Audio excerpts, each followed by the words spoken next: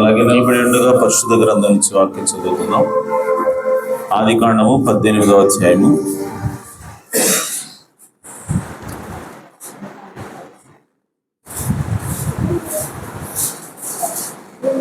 1 నుండి 4 వచనం చదువుకుందాం. ఆదికాండము 18వ అధ్యాయము 1 నుండి 4 వచనం చదువుకుందాం.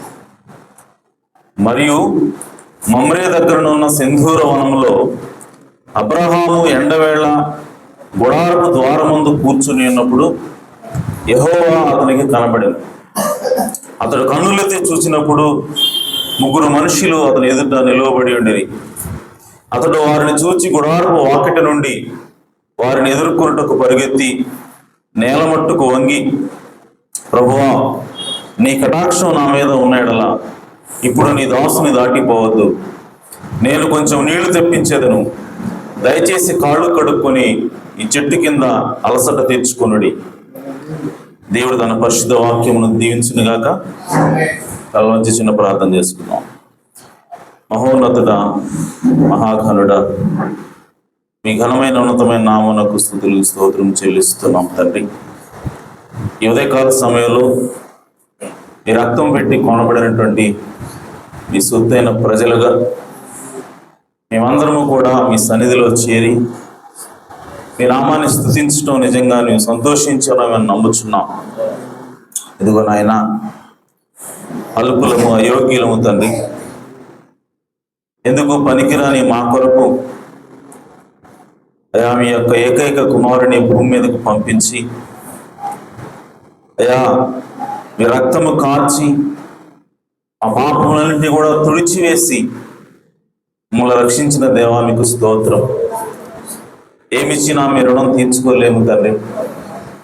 ఇదిగో నాయన, చివరి దినాల్లో అయా ఎత్తబడేటువంటి సమయంలో మేము జీవిస్తూ ఉండగా లోకమంతా కూడా చిన్న భిన్నమై అయా నా తండ్రి, ఎక్కడ చూసినా అలజడులు, ఎక్కడ చూసినా యుద్ధాలు, ఎక్కడ చూసినా వినాశనము, ఎక్కడ చూసినా అపవిత్రత ఉన్నటువంటి సమయంలో మీ బిడ్డలుగా మమ్మల్ని నాయన మీ వాక్యం ద్వారా దాస్తున్నందుకే స్తోత్రం తండ్రి. మీ వాక్యం ద్వారా మీ బిడ్డలమైనటువంటి మమ్మల్ని కాయుచున్న దేవా మీకు స్తోత్రము నా తండ్రి. ఈరోజు అయా మేము క్షేమంగా ఆయన ఈ యొక్క గందరగోళ పరిస్థితుల్లో మీ మార్గాన్ని, మీ చిత్తాన్ని అయా మేము కనుగొనగలుగుతున్నామంటే కేవలం నీ కృప ఉన్నది ప్రభు. అయా ఈ లోకము నాయన ఓ ప్రభువా, త్వరగా నాశనానికి వెళుతున్న సమయంలో వారితో పాటు మమ్మల్ని పడనీయక ప్రభువా, అయా మమ్మల్ని నాయన జాగ్రత్తగా మీ వాక్యంలో నడిపిస్తున్నందుకే స్తోత్రము నా తండ్రి. ఈ గడియ వర్తమానం ద్వారా మమ్మల్ని దర్శించిన దేవానికి స్తోత్రము నా తండ్రి. ఎవరికి లేని భాగ్యాన్ని మాకు ఇచ్చావు నాయన. అయ్యా, ఈ సమయంలో మా హృదయాలను నాయన మీరు సరిచేయండి. మా జీవితాల్లో ఉన్నటువంటి ప్రతి లోపమును మీరు సరిచేయండి. ఇంకా మీకు దగ్గరగా జీవించలాగున ఈ ఉదయకాల సమయంలో మాతో మాట్లాడమని ప్రార్థిస్తున్నాం. చదువున్న వాక్య భాగం నుంచి అయ్యా ఏం మాట్లాడాలో, ఎలా మాట్లాడాలో, అయ్యా ఎలా మాట్లాడితే మీ బిడ్డలకు అర్థమవుతుందో నాకు తెలియదు, కానీ జీవము కలిగిన తండ్రి, మీ రంగం మీదకి వచ్చి మీరే మా అందరితో మాట్లాడమని ప్రార్థిస్తున్నాం. మీరు మాట్లాడితే అయ్యా మాకు వినబడుతుంది నాయన, మాకు అర్థమవుతుంది నాయన. కనుక ఒక మనుషుడు మాట్లాడితే ప్రయోజనం లేదు, కానీ దేవా, జీవం కలిగిన దేవుడు నాయన, మీరు మాట్లాడితే మేము బ్రతుకుతాం. కనుక అయ్యా మీరే వచ్చి మాట్లాడమని ప్రార్థిస్తున్నాం. ఇక్కడ నిలబడి నేను కేవలం నిమిత్త మాత్రుడిని తండ్రి. ఇక్కడ నిలబడి తప్ప నేనేమీ చేయలేని వాడిని తండ్రి. కనుక అల్పుడును అయోగ్యుడిని నన్ను మరుగు చేసుకుని యుద్ధకాల సమయంలో మీ బిడ్డలో బాగుపడినట్లుగా, మీ బిడ్డల నాయన విశ్వాసంలో స్థిరపడినట్లుగా మీరే మాట్లాడమని, దీవించమని, ఆశ్రయించమని మా ప్రభువును రక్షకుడు నాయన యేసుక్రీస్తు నామములో ప్రార్థించడి వేడుకుంటున్నాను పరమ తండ్రి. ఆమేన్, ఆమేన్. కూర్చోవచ్చు. Praise Lord. హల్లెలూయా. అందరూ బాగున్నారా? ఆమేన్. పాటలు పాడుతున్నారు చక్కగా, మంచిది. అయితే ఇంకా ఉద్యోగంగా పాడాలన్నది మరి నా యొక్క సలహా అయినది. మరి ఎందుకంటే పాటల కార్యక్రమం చాలా ప్రాముఖ్యమైనది.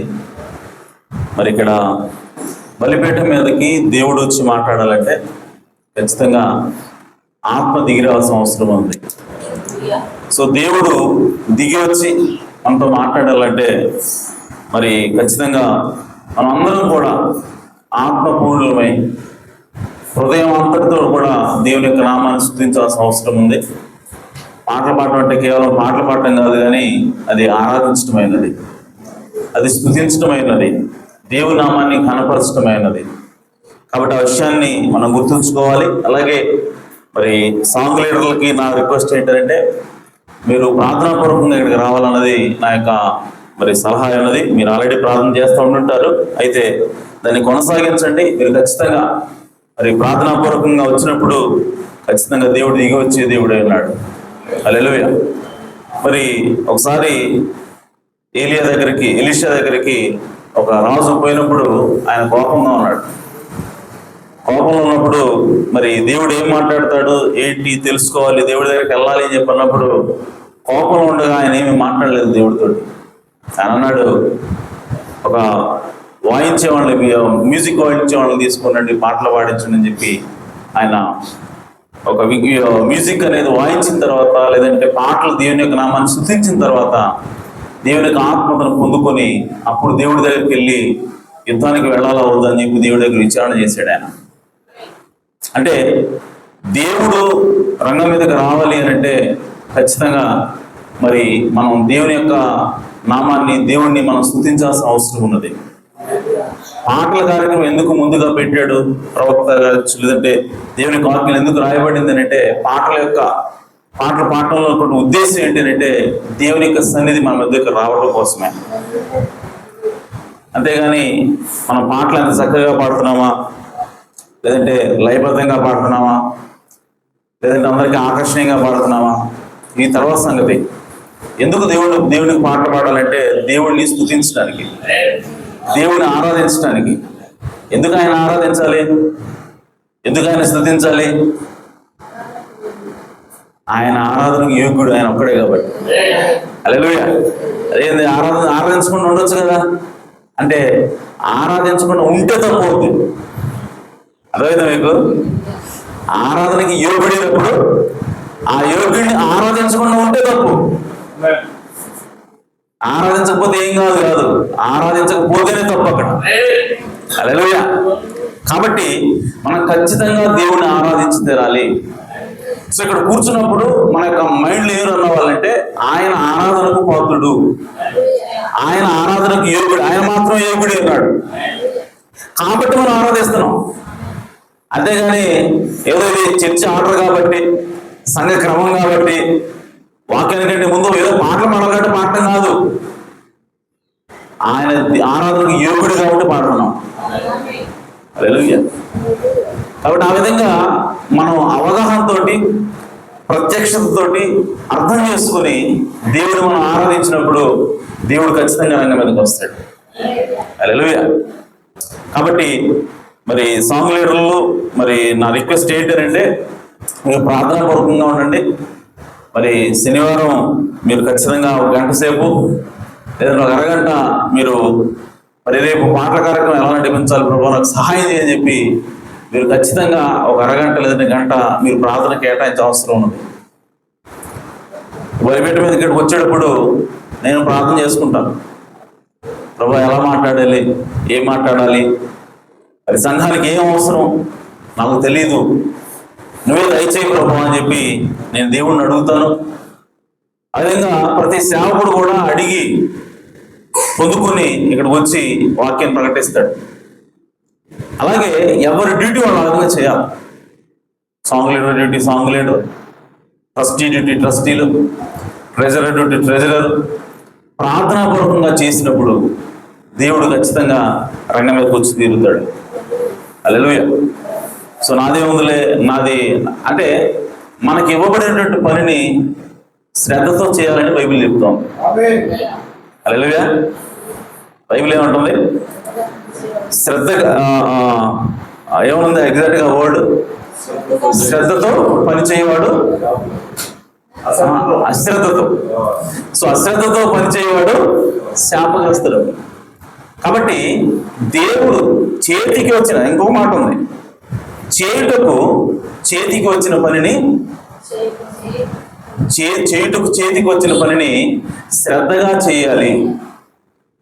అంటే శక్తి వంచన లేకుండా చేయాలని బైబిల్ చెప్తాం. ఓకే. సో అలా చేసినప్పుడు దేవుడు దీవిస్తాడని బైబిల్ చెప్తా ఉంది. కాబట్టి చేతికి వచ్చినటువంటి, చేయటానికి వచ్చిన ప్రతి పనిని కూడా మనం ఎలా చేయాలంటే 100% ఇవ్వాలి. మన ఎఫర్ట్, మన యొక్క ప్రయాస ఎంత పెట్టాలంటే 100% పెట్టాలి. ఏముంది ఓడటం కదండి, ఇది పెద్ద పని కాదు అని చెప్పి ఓడకట్ట పై పైన ఊడ్చిపోవటం కాదు. ఊడ్చే పని అయినా సరే ఎలా చేయాలి? శ్రద్ధగా చేయాలి. అలాగే చాపలేసే పని అయినా సరే ఎలా చేయాలి? శ్రద్ధగా చేయాలి. మైక్ సెట్ పెట్టే పని అయినా సరే ఎలా చేయాలి? శ్రద్ధగా చేయాలి. అలాగే పాటలు పాడే కార్యక్రమాలు కూడా మనం శ్రద్ధగా ఉండాలి. ఆ విధంగా ఉన్నప్పుడు ఖచ్చితంగా దేవుడు మనల్ని దీవిస్తాడు. ఆమేన్. అలాగే పని చేసే వాళ్ళ దగ్గరికి, అంటే శ్రద్ధగా ఎవరైతే పని చేస్తారో వాళ్ళు రాజు దగ్గర మెప్పు పొందుతారంట. ఎవరి దగ్గర? రాజు దగ్గర మెప్పు పొందుతారు. సో కాబట్టి మనం శ్రద్ధగా పనిచేసినప్పుడు ఖచ్చితంగా రాజు సైతం గుర్తిస్తారంటే దేవుడు కూడా గుర్తిస్తాడు దాన్ని. కాబట్టి ప్రియ సోదరి సోదరులారా, శ్రద్ధగా మీరు ఇక్కడ పాటలు పాడేవాళ్ళైనా శ్రద్ధగా పాడాలి, ఇక్కడ నిలబడి పాడించేవాళ్ళైనా శ్రద్ధగా పాడాలి. ఇక్కడ ఏ పని చేసినా సరే అది దేవుడి కోసం అన్నట్టుగా శ్రద్ధగా చేయాల్సిన అవసరం ఉన్నది. ఆమేన్. సో ఆ విధంగా మనం చేద్దాం. దేవుడు ఖచ్చితంగా మన మధ్యలోకి వస్తాడు, దేవుడు మనతో మాట్లాడతాడు, దేవుడు మనల్ని దీవిస్తాడు. హల్లెలూయా. అలాగే ప్రియ సోదరి సోదరులారా, ఈ యొక్క వర్తమానాన్ని మనం కలిగినందుకు నిజంగా ధన్యులమైనాం. ఈ యొక్క భాగ్యం దేవుడు ఈ చింతపల్లి గ్రామంలో చిన్న గుంపైనటువంటి మనకి దేవుడు ఇచ్చాడు. హల్లెలూయా. మన దగ్గరకు వచ్చినటువంటి వర్తమానము అది సామాన్యమైనటువంటి వర్తమానం కాదు. అది దేవుని యొక్క అనాది సంకల్పంలో దేవుడు ముందుగా నిర్ణయించుకున్నటువంటి వర్తమానమైనది. దేవుడు ఎప్పుడో జగత్తు పునాది వేయబడక మునిపే ఈ వర్తమానాన్ని ఆయన ఎంచుకున్నాడు. ఈ ఘడియలో ఏం చేయాలో ఆయన ముందుగానే నిర్ణయించుకున్నాడు. అంత మాత్రమే కాదు, ఈ ఘడియలో ఈ వాక్యాన్ని ఎవరికి ఇవ్వాలో కూడా ముందుగా నిర్ణయించుకున్నాడు ఆయన. కాబట్టి ఈరోజు ఈ వర్తమానం నీ దగ్గరకు వచ్చింది అంటే నువ్వు నిజంగా ధన్యుడు అయినావు. హల్లెలూయా. కాబట్టి ప్రియ సోదరి సోదరులారా, మనం చర్చికి వస్తున్నాము పోతున్నాం అని చెప్పి మనం ఏదో మొక్కుబడిగా రావడం కాదు, కానీ నిజంగా మనం వింటున్నటువంటి ఈ వర్తమానము దేవుని యొక్క అనాది సంకల్పంలోనిదని గుర్తించి రావాల్సిన అవసరం ఉన్నది. హల్లెలూయా. కాబట్టి ప్రియ సంఘమా, శ్రద్ధ కలిగి ఉండండి, ప్రార్థన చేయండి, బైబిల్ చదవండి, వర్తమానం చదవండి. దేవుడు మనల్ని ఖచ్చితంగా దీవిస్తాడు. హల్లెలూయా. కాబట్టి ఈరోజు మనకి ఏం కావాలి అని అంటే శరీర మార్పు కావాల్సిన అవసరం ఉన్నది. ఈరోజు దేవుని యొక్క ఆత్మ చేత తిరిగి జన్మించడం కావాల్సిన అవసరం ఉన్నది. ఈరోజు మనకి ఏం కావాలంటే మన శరీరాలు మార్పు చెందాల్సిన అవసరం ఉన్నది. ఈరోజు కేవలం లోపం మాత్రమే మారడం కాదు. ఈరోజు ఈ భూమి మీద భయంకరమైనటువంటి రోజులు రాబోతున్నాయి. అనుభవం వేసేటువంటి సమయం రాబోతా ఉంది. అనుభవం వేస్తే ఎవరు కూడా తప్పించుకోలేరు. ప్రతి ఒక్కరు కూడా దాని ప్రభావం కిందకి రావాల్సిందే. ఈరోజు ఏదో ఒక రోజు మూడో ప్రపంచ యుద్ధం ప్రారంభం అవుతుంది. అంటే శ్రమల కాలం స్టార్ట్ అవబోతా ఉంది. దానికంటే ముందే మనము ఈ భూమిని విడిచిపెట్టి వెళ్ళిపోవాలి, మధ్యాకాశంలోకి వెళ్ళాలా. ఎంతపాటు ఒక్కటే తప్పించుకునే మార్గమైనది. హల్లెలూయా. నీవు ఈ భూమి మీదకు రాబోయేటువంటి శ్రమను తప్పించుకోవాలంటే ఉన్న ఏకైక మార్గము నీవు ఎత్తబడాల్సిన అవసరం ఉన్నది. కాబట్టి నిన్ను ప్రేమించాడు, నిన్ను దేవుడు ఇష్టపడుతున్నాడు కాబట్టి ఈ వాక్యాన్ని తీసుకుని వచ్చాడు, ఈ వర్తమానాన్ని తీసుకుని వచ్చాడు. అంతేకాదు, ఈ వాక్యము మీకు అర్థం అవ్వాలని, దీని ప్రకారంగా మీరు నడవాలని, తద్వారా మీ శరీరాలు మార్పు చెంది ఎత్తబడాలని దేవుడు 5 రకాల పరిచయాలు పెట్టాడు సంఘంలో. దేవుడు మనకంటూ ఒక సిస్టాన్ని పెట్టాడు, ఒక వ్యవస్థను ఏర్పాటు చేశాడు. సంఘము, హాస్టలు, అలాగే అందులో ఉన్నటువంటి బోర్డులు అవ్వచ్చు, డిఫరెంట్ బోర్డులు అవ్వచ్చు, సంఘ పెద్దలు అవ్వచ్చు, అలాగే మరి ట్రస్టీ బోర్డు అవ్వచ్చు, ట్రెజరర్ అవ్వచ్చు. ఇవన్నీ కూడా వీటితో పాటు 5 రకాల పరిచయాలను దేవుడు పెట్టాడు. ఎందుకనంటే దేవుడు మనల్ని దీవించాలనుకుంటున్నాడు. ప్రవక్త వర్తమానం ఉంది కదండి, ఇది సరిపోదా? ఎందుకు 5 రకాల పరిచయాలను దేవుడు పెట్టాడు? ప్రవక్త వర్తమానము అర్థమయ్యేలాగా నీకు బోధించాలంటే నీకు 5 రకాల పరిచయాలు అవసరమైనది. నీకు పాస్టర్ గారు అవసరమైనాడు, అలాగే నీకు బోధించేటువంటి బోధకుడు అవసరమైనాడు, అలాగే ప్రవక్తలు అవసరమైనారు, అలాగే అపోస్తులు అవసరమైనారు, అలాగే సువార్థికులు అవసరమైనారు. ఒక్కొక్కరు ఒక్కొక్క గిఫ్ట్ ఇచ్చి దేవుడు మన దగ్గర పంపించి ఆయన తన వాక్యాన్ని మనకి ప్రకటింపజేస్తా ఉన్నాడు. ఎందుకనంటే మనము ఈ గడియ వర్తమానం యొక్క ప్రత్యక్షత పొందుకోవాలి. హల్లెలూయా. ఈరోజు ప్రియ సోదరి సోదరులారా, మన స్థానం ఏంటో మనం గుర్తించాలి. మనం ఎవరో అన్నది మనం గుర్తించాలి. గుర్తించినప్పుడే మనం సాతాన్ని ఎదుర్కోగలుగుతాం. ఈరోజు మనం ఎవరో తెలియకుండా సాతాన్ని ఎదిరించలేము. ఈరోజు మనం ఎవరో తెలియకుండా, నువ్వు ఎక్కడి నుంచి వచ్చావో తెలియకుండా, నువ్వు ఎక్కడికి వెళ్తున్నావో తెలియకుండా పాపాన్ని ఎదిరించలేవు. హల్లెలూయా. చూడండి, మనం ఒక ఇంట్లో ఉంటున్నాం, ఆ ఇల్లు నీ పేరు మీద ఉంది, ఆ ఇల్లు నీ పేరు మీద రిజిస్టర్ అయ్యింది. మామూలుగా కాగితం కాదు, రిజిస్టర్, గవర్నమెంట్ దగ్గర రిజిస్టర్ అయ్యింది. ఆన్లైన్లో కూడా ఎక్కువ ఉంది. ఇప్పుడు ఆ విషయం నీకు తెలియదు. ఇల్లు నీదే, పక్కా ఆధారాలు ఉన్నాయి, కానీ ఆ విషయం నీకు తెలియదు. ఇప్పుడు ఎవరో దాని వేవడం ఒకటి వచ్చి వాడు బలవంతంగా ఇది నా ఇల్లు, నువ్వు ఎక్కడి నుంచి వెళ్ళిపో అని చెప్పంటే, లేదంటే వాడు బుల్లెట్ తీసుకొచ్చి తొక్కించడానికి ప్రయత్నం చేస్తా ఉంటే, ఆ ఇల్లు మీదైనప్పటికీ నీకు తెలియకపోతే ఎలా ఉంటుంది నీ పరిస్థితి? నువ్వు ఎదిరించగలవాడి? నువ్వేమైనా చేయగలవాడి? నువ్వు మాట్లాడగలవాడితోటి? ఇల్లు నీదే దానికి పోగా మళ్ళీ కనీసం నువ్వు మాట్లాడడానికి కనీసం నోరు కూడా ఎత్తలేవు. దానికి కారణం ఏంటి అని అంటే ఇల్లు నీదన్న విషయం నీకు తెలియకపోవడం వల్ల, నీ స్థానం ఏంటో నీకు తెలియకపోవడం వల్ల. చూడండి, మన స్థానం ఏంటో మనకు తెలియకపోతే మనకు ఉండేటువంటి బలహీనత మామూలు బలహీనత కాదు. చిన్న పిల్లలు వచ్చినా సరే వాడికి సమాధానం చెప్పలేమా? ఎవడో నువ్వు ఇక్కడ ఉన్నావు అని అంటే మనం భయపడుతున్నాం వాడికి. ఎందుకని? ఇల్లు మీది కాదని నువ్వు అనుకుంటున్నావు. ఇల్లు మీద విషయం నీకు తెలియదు. అలాగే ప్రియ సంగమా, మనం దేవుని కుమారులు కుమార్తెలమైన ఆమె. సో ఆ విషయం నీకు తెలియకపోతే, ఆ విషయం నీకు గుర్తించినంత వరకు సాతాను నిన్ను ఏలుతూనే ఉంటాడు. సాతాను నీ మీద దాడి చేస్తూనే ఉంటాడు. సాతాను నిన్ను ఇబ్బంది పెడతానే ఉంటాడు. చూడండి, మీకు రోగం వస్తుంది. ఈ శరీరంలో ఉన్నటువంటి రోగాన్ని పోగొట్టడం కోసం యేసు ప్రభు కల్వరి శిలువలో దెబ్బలు తిన్నాడన్న విషయం బైబిల్లో రాయబడి ఉందని మనకు తెలుసు. హల్లెలూయా. కల్వరి శిలువలో ఆయన పొందిన దెబ్బల చేత మనం ఆల్రెడీ స్వస్థత పొంది ఉన్నామని దేవుని వాక్యం రాయబడింది.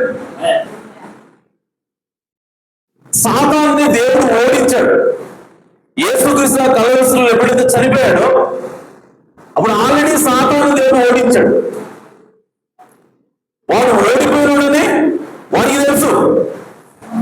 జాగ్రత్త గమనించండి, వాడు ఓడిపోయాడని వాడికి తెలుసు. వాడికి మన మీద ఏ అధికారం లేదని వాడికి తెలుసు. హల్లెలూయా. యేసుక్రీస్తు వాడిని జయించాడని వాడికి తెలుసు. అయినా సరే నిన్ను ఇబ్బంది పడుతున్నాడు వాడు. ఇంకా హల్లెలూయా. అయినా సరే నీకు రోగం తీసుకొస్తున్నాడు. అయినా సరే నీకు కష్టాలు తీసుకొస్తున్నాడు. అయినా సరే నీ మీదకి యుద్ధానికి వస్తున్నాడు. ఎందుకు వస్తున్నాడు? ఎప్పటి వరకు వస్తున్నాడు? హల్లెలూయా.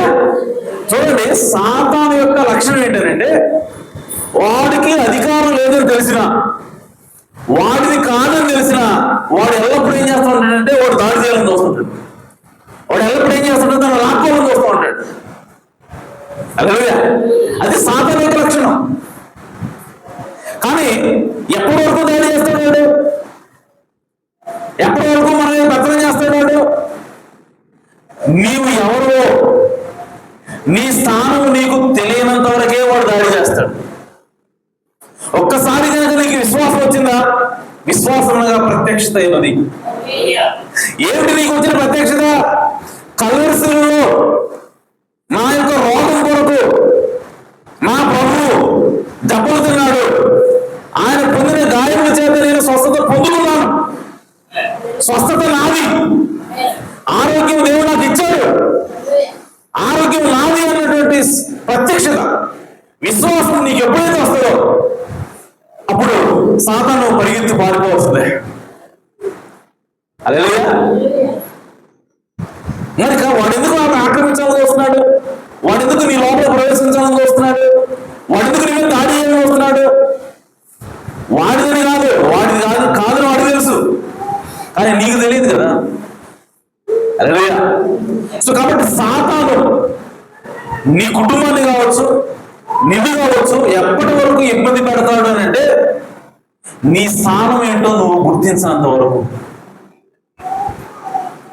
ఈరోజు మీ సోదరులారా, మనము మన స్థానాన్ని గుర్తించకపోవడం వల్లే ఈరోజు మన కుటుంబంలో ఎవరైనా సరే రక్షణ లేకుండా ఉంటే మనము నెమ్మది నీరెత్తినట్టు ఉండగలుగుతున్నాం.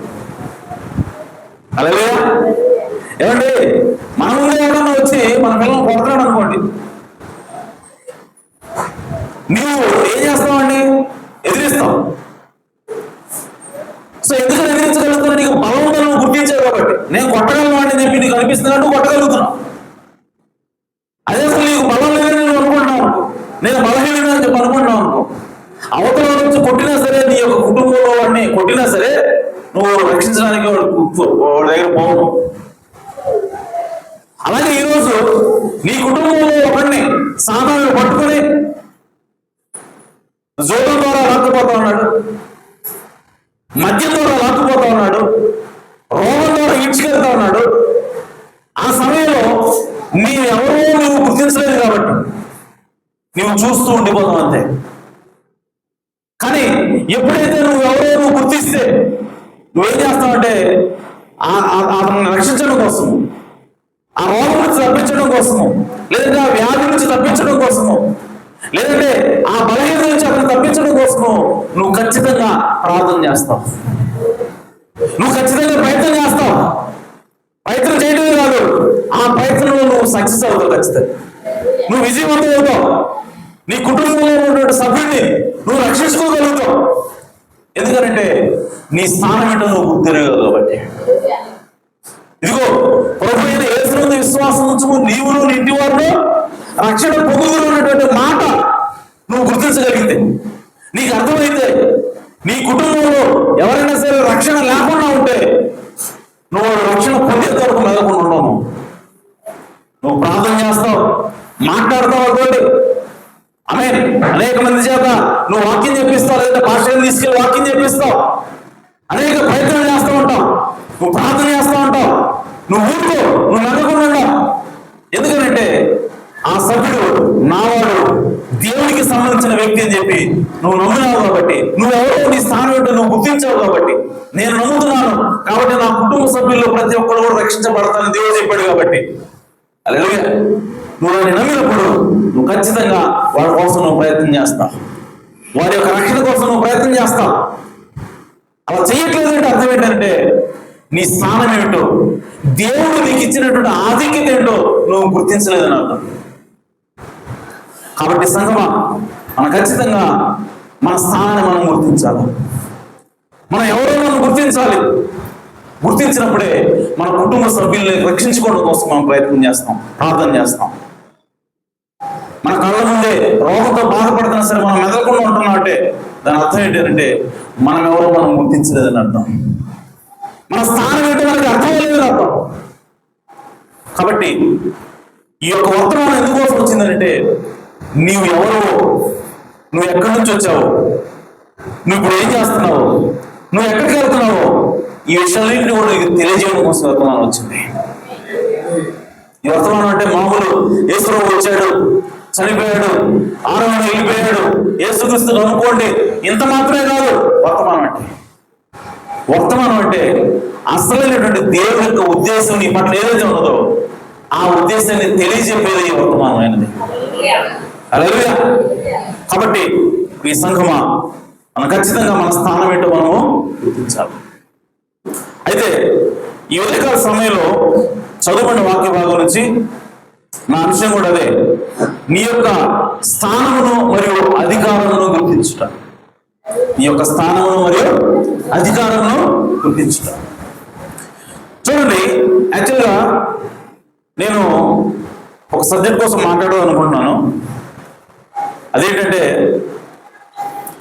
ఈరోజు యేసుక్రీస్తు యొక్క రెండవ రాకడ గురించి అనేకమైనటువంటి సందేహాలు వర్తమానం యొక్క సర్కిల్లో ఉన్నాయి. అవేమిటి అంటే, 1963లో ముద్రలు ఎక్కడానికి సన్సెట్ పర్వతం మీదకి దేవుడి యొక్క 7 దూతలు వచ్చారు కదా, అందులో దేవుడు కూడా ఉన్నాడు. ఆయన సన్సెట్ పర్వతం మీదకి దిగి వచ్చాడు కాబట్టి అదే రెండవ రాకడ అని బోధిస్తూ ఉన్నారు కొంతమంది. ఆమేన్. అయితే ప్రియ సోదరి సోదరా, అది రెండవ రాకడ కాదని మన ప్రవక్త స్పష్టంగా తెలియజేశాడు. అది ఎలాగో మనం చూడాలన్నది నేను ఒక ఆలోచన, దానికోసం ఎత్తుకున్నాను. అయితే ఈరోజు ఆ పాయింట్ నేను టచ్ చేయను, కానీ జస్ట్ ఇంట్రొడక్షన్ ఇచ్చి ఓకే మన స్థానం ఏమిటి, మన అధికారం ఏంటో దాని గురించి నేను మాట్లాడాలనుకుంటాను. ఓకే, సో ఈ భూమి మీదకి 1963లో ముద్రలు ఇవ్వడానికి వచ్చినటువంటి ఆ రాకడని చాలా మంది రెండవ రాకడగా అభిప్రాయపడుతూ ఉన్నారు. కానీ ప్రియ సంగమా, అది రెండవ రాకడ కాదు. ఎందుకనంటే దేవుని యొక్క వాక్యంలో మనం ఇప్పుడు చదువుకున్నాం. అబ్రహాము దగ్గరికి అబ్రహాము దగ్గరికి దేవుడు వచ్చాడు అని రాయబడలేదు. అబ్రహాము దగ్గరికి దేవుడు అబ్రహాముకు దేవుడు కనపడ్డాడు అని రాయబడింది. ఏమని రాయబడింది చూడండి. మొదటి 18:1 మరియు మమ్రే దగ్గర ఉన్న సింధూర వనంలో అబ్రహాము ఎండవేల గుడారం ద్వారం ముందు కూర్చున్నప్పుడు యెహోవా అతనికి కనబడెను. యెహోవా అతని ఎదుగు వచ్చెను అని లేదండి, యెహోవా అతనికి కనబడెను అని ఉంది. అలాగే కొత్త నిబంధనలో యేసుక్రీస్తు యొక్క రెండవ రాకడ గురించి మాట్లాడుతూ దేవుని వాక్యం ఏం రాయబడిందంటే మనుష్య కుమారుడు ప్రత్యక్షమగు దినములలో. ఏం రాయబడింది? మనుష్య కుమారుడు ప్రత్యక్షమగు దినములలో. ఎప్పుడు మనుష్య కుమారుడు ప్రత్యక్షమవుతాడు అని అంటే అబ్రహాము దినములో జరిగినట్టు, లోతు దినములో జరిగినట్లు మనుష్య కుమారుడు ప్రత్యక్షమగు దినములలో జరుగును. హల్లెలూయా. మనుష్య కుమారుడు రాకడ కాదు, మనుష్య కుమారుడు యొక్క ప్రత్యక్షత దినములో. ఆమేన్. సో మనుష్య కుమారుడు ప్రత్యక్షమయ్యే దినం ఉన్నది, మనుష్య కుమారుడు వచ్చే దినం ఒకటి ఉన్నది. హల్లెలూయా. సో మనుష్య కుమారుడు ప్రత్యక్షమయ్యే దినాలు ఎలా ఉంటాయి, ఎప్పుడు ఉంటాయంటే నోహు దినాల్లో ఉండినట్టు, లోతు దినాల్లో ఉన్నట్టుగా ఉన్న సమయంలో మనుష్య కుమారుడు ప్రత్యక్షమవుతాడని బైబిల్ రాయబడింది. హల్లెలూయా. సో ఇప్పుడు మనం ఆదికాండం 18వ అధ్యాయం మనం చూస్తున్నది ఏమిటి అంటే అబ్రహాం లోతు దినాలు అయింది. సో లోతు దినాల్లో ఏం జరిగిందో మనుష్య కుమారుడు ప్రత్యక్షమయ్యే దినాల్లో కూడా అదే జరుగుతుంది. సో ఇప్పుడు లోతు దినాల్లో ఏం జరిగిందో చూస్తే మనుష్య కుమారుడు ప్రత్యక్షమయ్యే దినం అంటే ఏంటో మనకు అర్థమవుతుంది. హల్లెలూయా. సో మనుష్య కుమారుడు ప్రత్యక్షమయ్యే దినము అంటే ఇక్కడ సొదొమ గొమొర్రాని నాశనం చేయడం కోసం దేవుడు వచ్చినప్పుడు ఆయన ఈ భూమికి ఎలా వచ్చాడంటే ఒక మానవ శరీరంలో ఆయన దిగి వచ్చాడు. సో అబ్రహాము దగ్గరికి వచ్చినప్పుడు ఆయన అతనికి కనబడెను అనుంది. ఓకే, ప్రత్యక్షమయ్యను అనుంది. ఆమేన్. అబ్రహాముకి ప్రత్యక్షమయ్యను అనుంది. సో ప్రత్యక్షమయ్యను అన్న మాట ఎప్పుడు మాట్లాడతాము, ఎప్పుడు వాడతాము అని అంటే దేవుడు ఎప్పుడైతే ఒక శరీరాన్ని తయారు చేసుకుని అందులోకి వచ్చి ఆయన మన దగ్గరకు వస్తాడో దాన్ని ఏమంటామంటే దాన్ని రాకడా అనగానే దాన్ని ప్రత్యక్షత అంటాం, దాన్ని మనం కనబడటం అంటాం. హల్లెలూయా. సో అబ్రహాము దగ్గరకు వచ్చినప్పుడు దేవుడు అబ్రహాముకి ఎక్కడ కనపడ్డాడు అని అంటే థియోఫనీలో కనపడాల, అర్థమవుతుందా? అగ్నిస్తంభంలో కనపడాల. హల్లెలూయా. మెల్కీసెదెకులాగా కనపడాలి అబ్రహాముకి. ఎలా కనపడ్డాడంటే ఒక మనిషి యొక్క శరీరంలో కనపడ్డాడు. దేవుడు అంట అబ్రహాం దగ్గరికి వచ్చే ముందు ధూళిని తీసి ఊదాడు, ఒక శరీరం ఏర్పడింది. ఆ శరీరంలోకి ఈయన ప్రవేశించాడు. ఆ తర్వాత మరలా ఊదేడంట, ఇంకో శరీరం ఏర్పడింది, అందులో ఒక దూతం ప్రవేశపెట్టాడంట, నువ్వు వెళ్ళి అందులో కన్నాడంట. మళ్ళీ ఊతే ఇంకో శరీరం వచ్చిందంట, ఆ శరీరంలోకి ఇంకో దూతం ఏమన్నాడంట. ఈ ముగ్గురు కలిసి ఇప్పుడు అబ్రహాం దగ్గరికి వచ్చారు. హల్లెలూయా. ప్రత్యక్షం అవటం అంటే ఇది. ప్రత్యక్షం అవటం అంటే ఏంటి అర్థం అంటే ఒక దేవుడు ఒక శరీరంలో ప్రత్యక్షం అవటం, ఒక మనిషి యొక్క శరీరంలో ప్రత్యక్షం అవటం. దేవుడు ఒక శరీరంలో పుట్టి రావటం లేదు, అర్థమవుతుందన్నమాట. దేవుడు ఒక శిశువులాగా ఒక తల్లి గర్భంలో ప్రవేశించి 9 నెలలు వెళ్ళిన తర్వాత బయటకు వచ్చి పెరిగి పెద్దవాడై అలాగే యేసుక్రీస్తు పుట్టినట్టుగా అది కాదు. అబ్రహాము దగ్గరకు వచ్చిన రాకడ, అబ్రహాము దగ్గరకు వచ్చినటువంటి ప్రత్యక్షత ఏమిటి అని అంటే మనిషి యొక్క శరీరంలో ప్రత్యక్షమయ్యారు. ఇప్పుడు ఆ శరీరం ఎవరిది అంటే యేసుప్రభువా? కాదు, ఏదో ఒక శరీరం, ఏదో ఒక శరీరంలో దేవుడు ప్రత్యక్షమయ్యాడు. అదే అబ్రహాము దగ్గరకు వచ్చింది. ఆమేన్. సో అలా వచ్చినప్పుడు బైబిల్ ఏం చెప్తా ఉందంటే ప్రత్యక్షమయ్యాడు అని చెప్తుంది. సో అలాగే మనిషి కుమారుడు ప్రత్యక్షము దినాల్లో కూడా జరుగుతుంది. లోపు దినాల్లో ఏం జరిగిందో మనిషి కుమారుడు ప్రత్యక్షమైన దినాల్లో కూడా జరుగుతుంది. అంటే ఇప్పుడు మనం ఉన్నటువంటి ఈ దినాలు ఇవి లోపు దినాలా కాదా? ఇవి లోపు దినాలే కదా. సో ఈ లోపు దినాల్లో లేదా అబ్రహాము దినాల్లో ఈ సమయంలోనే దేవుడు ప్రత్యక్షం అవ్వాలి, మనిషి కుమారుడు ప్రత్యక్షం అవ్వాలి. అంటే అర్థం ఏంటి అంటే దేవుడు ఒక మనిషి శరీరాన్ని వాడుకోవాలి. దేవుడు మనిషి శరీరం మనిషిలాగా పుట్టడం కాదండి. ఒక మనిషిని దేవుడు వాడుకుంటాడు.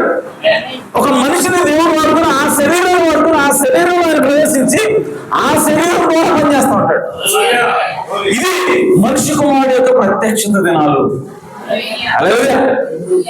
సో ప్రియ సోదరి సోదరా, ఇవి లోపు దినాలు అయినప్పుడు మనిషి కుమారుడు ప్రత్యక్షమైనప్పుడు మనిషికి ప్రత్యక్షం కావాల్సినటువంటి దినాలు అయినప్పుడు ఇప్పుడు ఎక్కడ పనిచేస్తా ఉన్నాడు దేవుడు ఏంటంటే విలియం మారియన్ బ్రహ్మ అనేటువంటి ఒక శరీరం ఉపయోగించుకున్నాడు.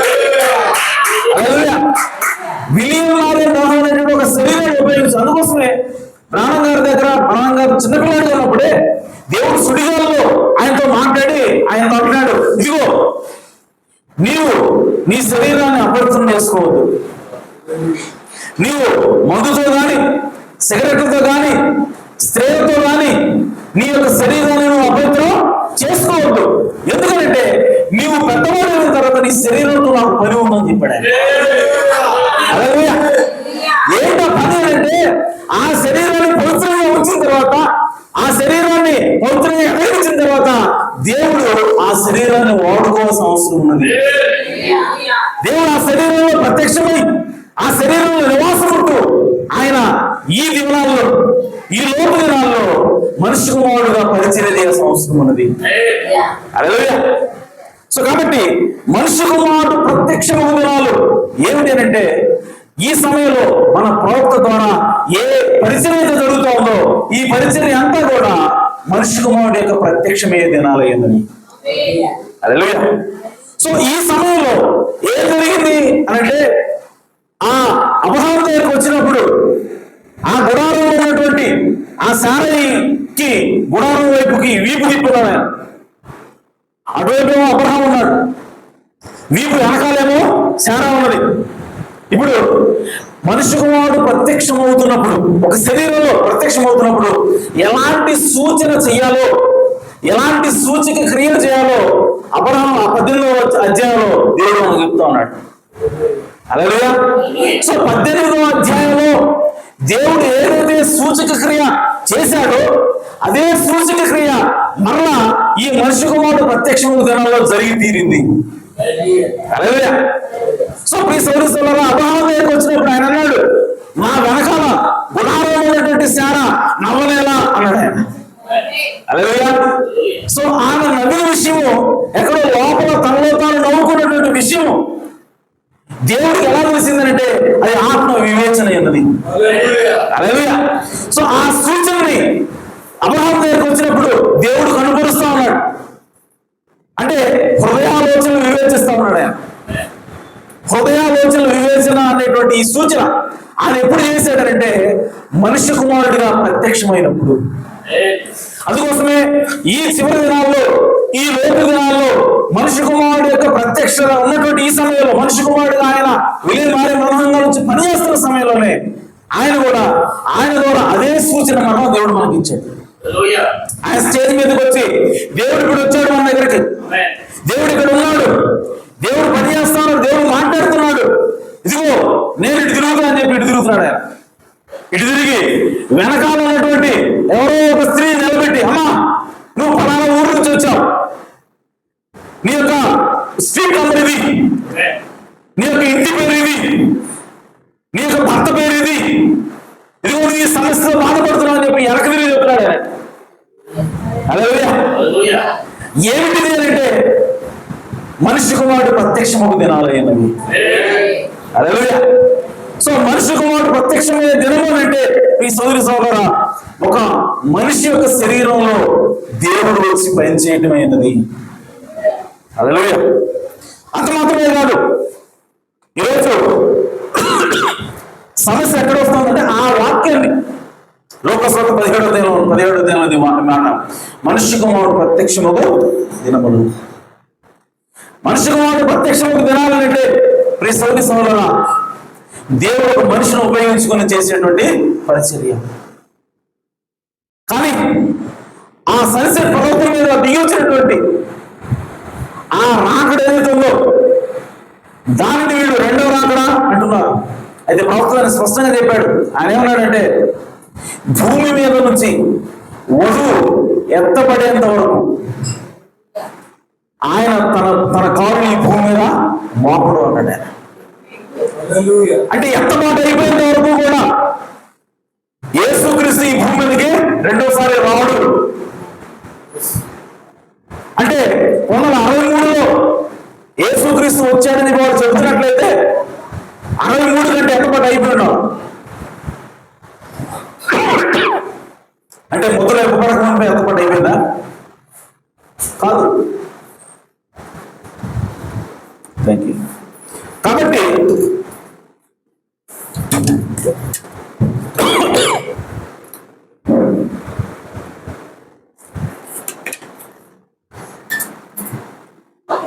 సంగమా అర్థం చేసుకోండి,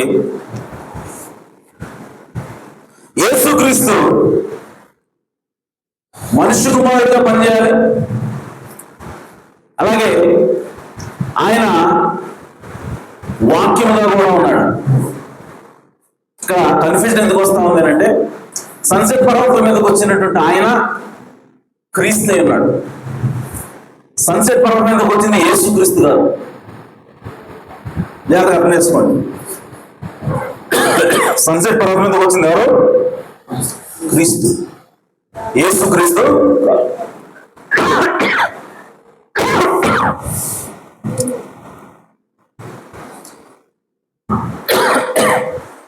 ఏంటి దానికి దీనికి తేడా? క్రీస్తుకి యేసుక్రీస్తుకి తేడా.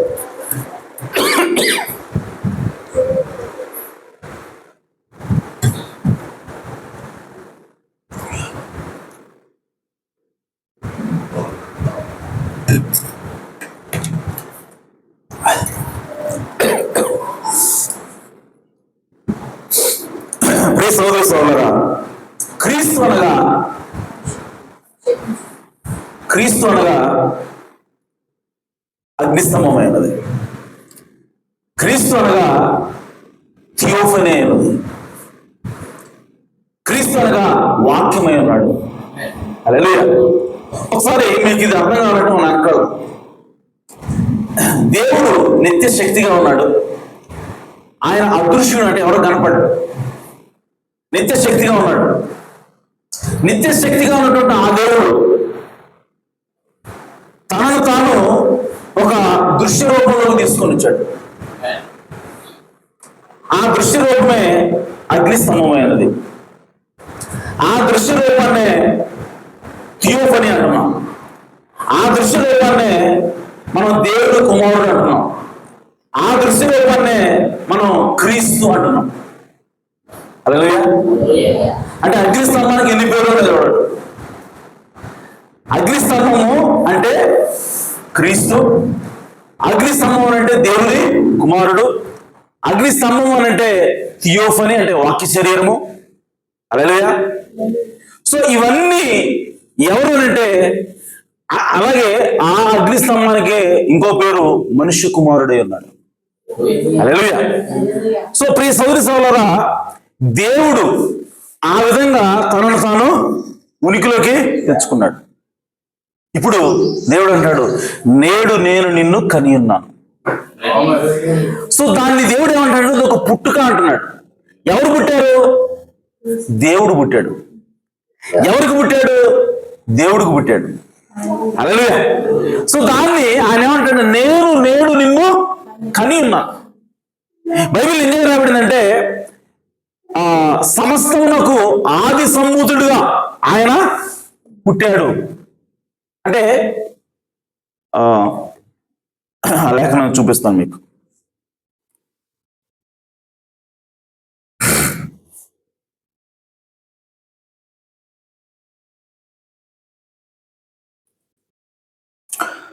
కొలస్సీయులకు రాసిన పత్రిక 1:15 ఆయన అదృశ్య దేవుని స్వరూపి.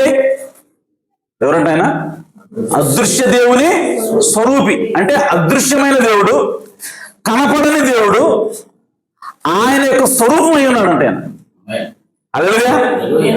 అంటే అదృశ్యమైన కనపడని దేవుడు ఆయన ఎలా ఉంటాడో చూపించే దేవుడంట ఏనంట. అర్థమవుతుందా? ఆయన అదృశ్య దేవుని స్వరూపి. సో కనపడని దేవుడు ఎలా ఉంటాడో చూపించేవాడే ఈయన. హల్లెలూయా. అదృశ్య దేవుని స్వరూపి, సర్వ సృష్టికి ఆది సంభూతుడై ఉన్నాడు. సృష్టి అంతటికి కూడా ఏనే ప్రథముడు అయినాడంట. హల్లెలూయా. అంటే అంతకుముందు ఏది కూడా సృష్టించబడలేదు, మొట్టమొదటిగా సృష్టించబడిన దేవుడు అంటే ఏనేనంట. హల్లెలూయా. సో దేవుడు దేవుడిగా లేనప్పుడు ఆయన ఏం చేశాడంటే తనను తాను ముందుగా సృష్టించుకున్నాడు. తనకు తాను ఆయన ఉనికిలోకి వచ్చాడు. దాన్నే మనము పుట్టుక అంటాం. హల్లెలూయా. సో కాబట్టి సర్వ సృష్టికి ఆది సంభూతుడై ఉన్నాడు. చూడండి, ఇప్పుడు చెప్పిందంతా కూడా ఇక్కడ ఉంది. అదృశ్యంగా ఉన్నటువంటి దేవుడు, కనపడిన దేవుడు ఉనికిలోకి వచ్చాడు. వెలుగుగా తనను తాను సృష్టించుకున్నాడు. ఈ వెలుగుగా సృష్టించుకున్న ఆయనే దేవుడు ఏంటో ఎవరో చూపిస్తా ఉన్నాడు. దేవుడు అంటే ఎలా ఉంటాడో చూపిస్తున్నాడు. హల్లెలూయా.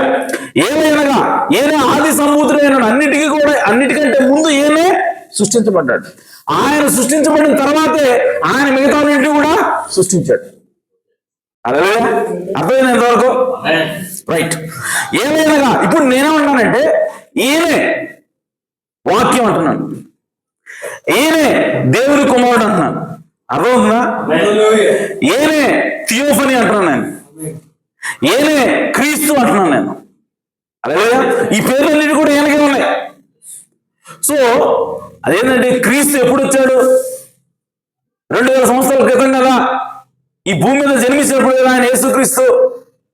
క్రీస్తు అంటున్నావు ఏంది? ఎప్పుడో ఆదినాటి సృష్టి లేనప్పుడే ముందుగా వెలుగులోకి వచ్చిన ఆయనే క్రీస్తు అంటున్నావు ఏంది అని మీరు అనొచ్చు. ప్రియ సంఘమా, క్రీస్తు అని ఆయన 2000 సంవత్సరం పుట్టిన ఆయన కాదు. ఆయన సృష్టికి ఆది సంభూతుడై ఉన్నాడు. క్రీస్తు ఎవరు? సృష్టికి ఆది సంభూతుడు. ఆయన మొట్టమొదటిగా సృష్టించబడిన ఆయనే క్రీస్తు ఉన్నాడు. అందుకోసం మోషే అంటున్నాడు, ఏమంటాడంటే ఇదిగో క్రీస్తు నిమిత్తమైనటువంటి గొప్ప భాగ్యం ఎంచుకున్నాడు ఆయన. ఎవరంట? మోషే ఎవరుకుంటాడు? ఏమనంటాడు? ఈ ఐగుప్తీయులతో కలిసి బతకటం కంటే కూడా ఆమేన్. సో దేవుని పిల్లలతో కలిసి బ్రతకటం, శ్రమ అనిపించటం క్రీస్తు నిమిత్తం గొప్ప భాగ్యం ఎంచుకున్నాడు ఆయన. అప్పుడు క్రీస్తు లేడు కదా, మరి ఎవరి కోసం నింద అనిపిస్తున్నాడు ఆయన? ఎవరి కోసం ఎంచుకున్నాడు ఈ మార్గాన్ని మోషే? ఆ క్రీస్తు ఎవరు అంటే అగ్నిస్తంభం. ఆయనకి పొగలో కనపడింది కదా, మండుతున్న పొగ మండుతుంది కానీ అక్కడ పొగ కాలిపోలేదే. సో ఆ అగ్నిస్తంభం ఇప్పుడు ఏమంటాడు మోషే అంటే క్రీస్తు అంటున్నాడు. ఆ క్రీస్తు నిమిత్తము నేను భరించేటువంటి నింద గొప్ప భాగ్యం ఎంచుకుంటాను అని ఐగుప్తు వైపు వెళ్లకుండా, ఆ సింహాసనం వైపు వెళ్లకుండా దేవుని పిల్లలకు శ్రమ అనిపించడం గొప్ప భాగ్యం అని ఎంచుకున్నాడు. హల్లెలూయా. ఎవరి కోసం ఎంచుకున్నాడు? క్రీస్తు నిమిత్తము. అనగా ఈ అగ్నిస్తంభాన్ని మోషే ఏమంటాడంటే క్రీస్తు అంటున్నాడు. హల్లెలూయా. సో కాబట్టి ప్రియ సంఘమా, అగ్నిస్తంభంగా దేవుడు దిగి వచ్చినప్పుడు దాన్ని మహా గొప్ప బలిష్ఠుడైన దూత అనొచ్చు, దాన్నే క్రీస్తు అనొచ్చు, దాన్నే థియోఫనీ అనొచ్చు. ఇన్ని పేర్లు మనకున్నాయి. హల్లెలూయా. సో కాబట్టి ఇప్పుడు ఈ సన్సెట్ పర్వతం మీదకి ముద్రలు ఇవ్వడానికి వచ్చినటువంటి ఆ దూత ఎవరు? ఆయన ఎలా వచ్చాడు అని అంటే ఆయన వాక్యముగా వచ్చాడు. అనగా ఆయన అగ్నిస్తంభంగా వచ్చాడు అక్కడికి, అనగా ఆయన క్రీస్తుగా వచ్చాడు అక్కడికి, ఆయన బలిష్ఠుడైన దేవదూతగా వచ్చాడు, అనగా ఆయన క్రీస్తు అయి ఉన్నాడు. హల్లెలూయా. సో సన్సెట్ పర్వతం మీదకి వచ్చినటువంటి ఆయన ఎవరు అంటే శరీరంతో వచ్చినటువంటి యేసుక్రీస్తు కాదు, ఈ రక్తమాంసాలు ఉన్నటువంటి శరీరంతో వచ్చిన కాదు ఆయన. ఆయన ఎవరంటే క్రీస్తు అయి ఉన్నాడు. హల్లెలూయా. దానిని మనం రెండో రాకడ అనకూడదు. దేని రెండో రాకడ అంటామనంటే ఈ శరీరంతో వచ్చిన దాన్ని రెండో రాకడ. సో ఈ శరీరంతో ఎప్పుడు వస్తాడనంటే, ఆయన ఎక్కడికి వస్తాడనంటే మధ్యాకాశంలోకి వస్తాడు. ఆయన మధ్యాకాశంలోకి ఎప్పుడైతే వస్తాడో ఆయన మనందరం కూడా రెప్పపాట్లో మార్పు చెంది ఎత్తబడతాం. ఈ భూమి మీద నుంచి ఆయన దగ్గరికి మనం వెళ్ళి ఆ మధ్యాకాశం ఆయనతో కలుసుకుంటాం. ఆయనతో 3.5 ఏళ్ళు మనం విందు చేస్తాం.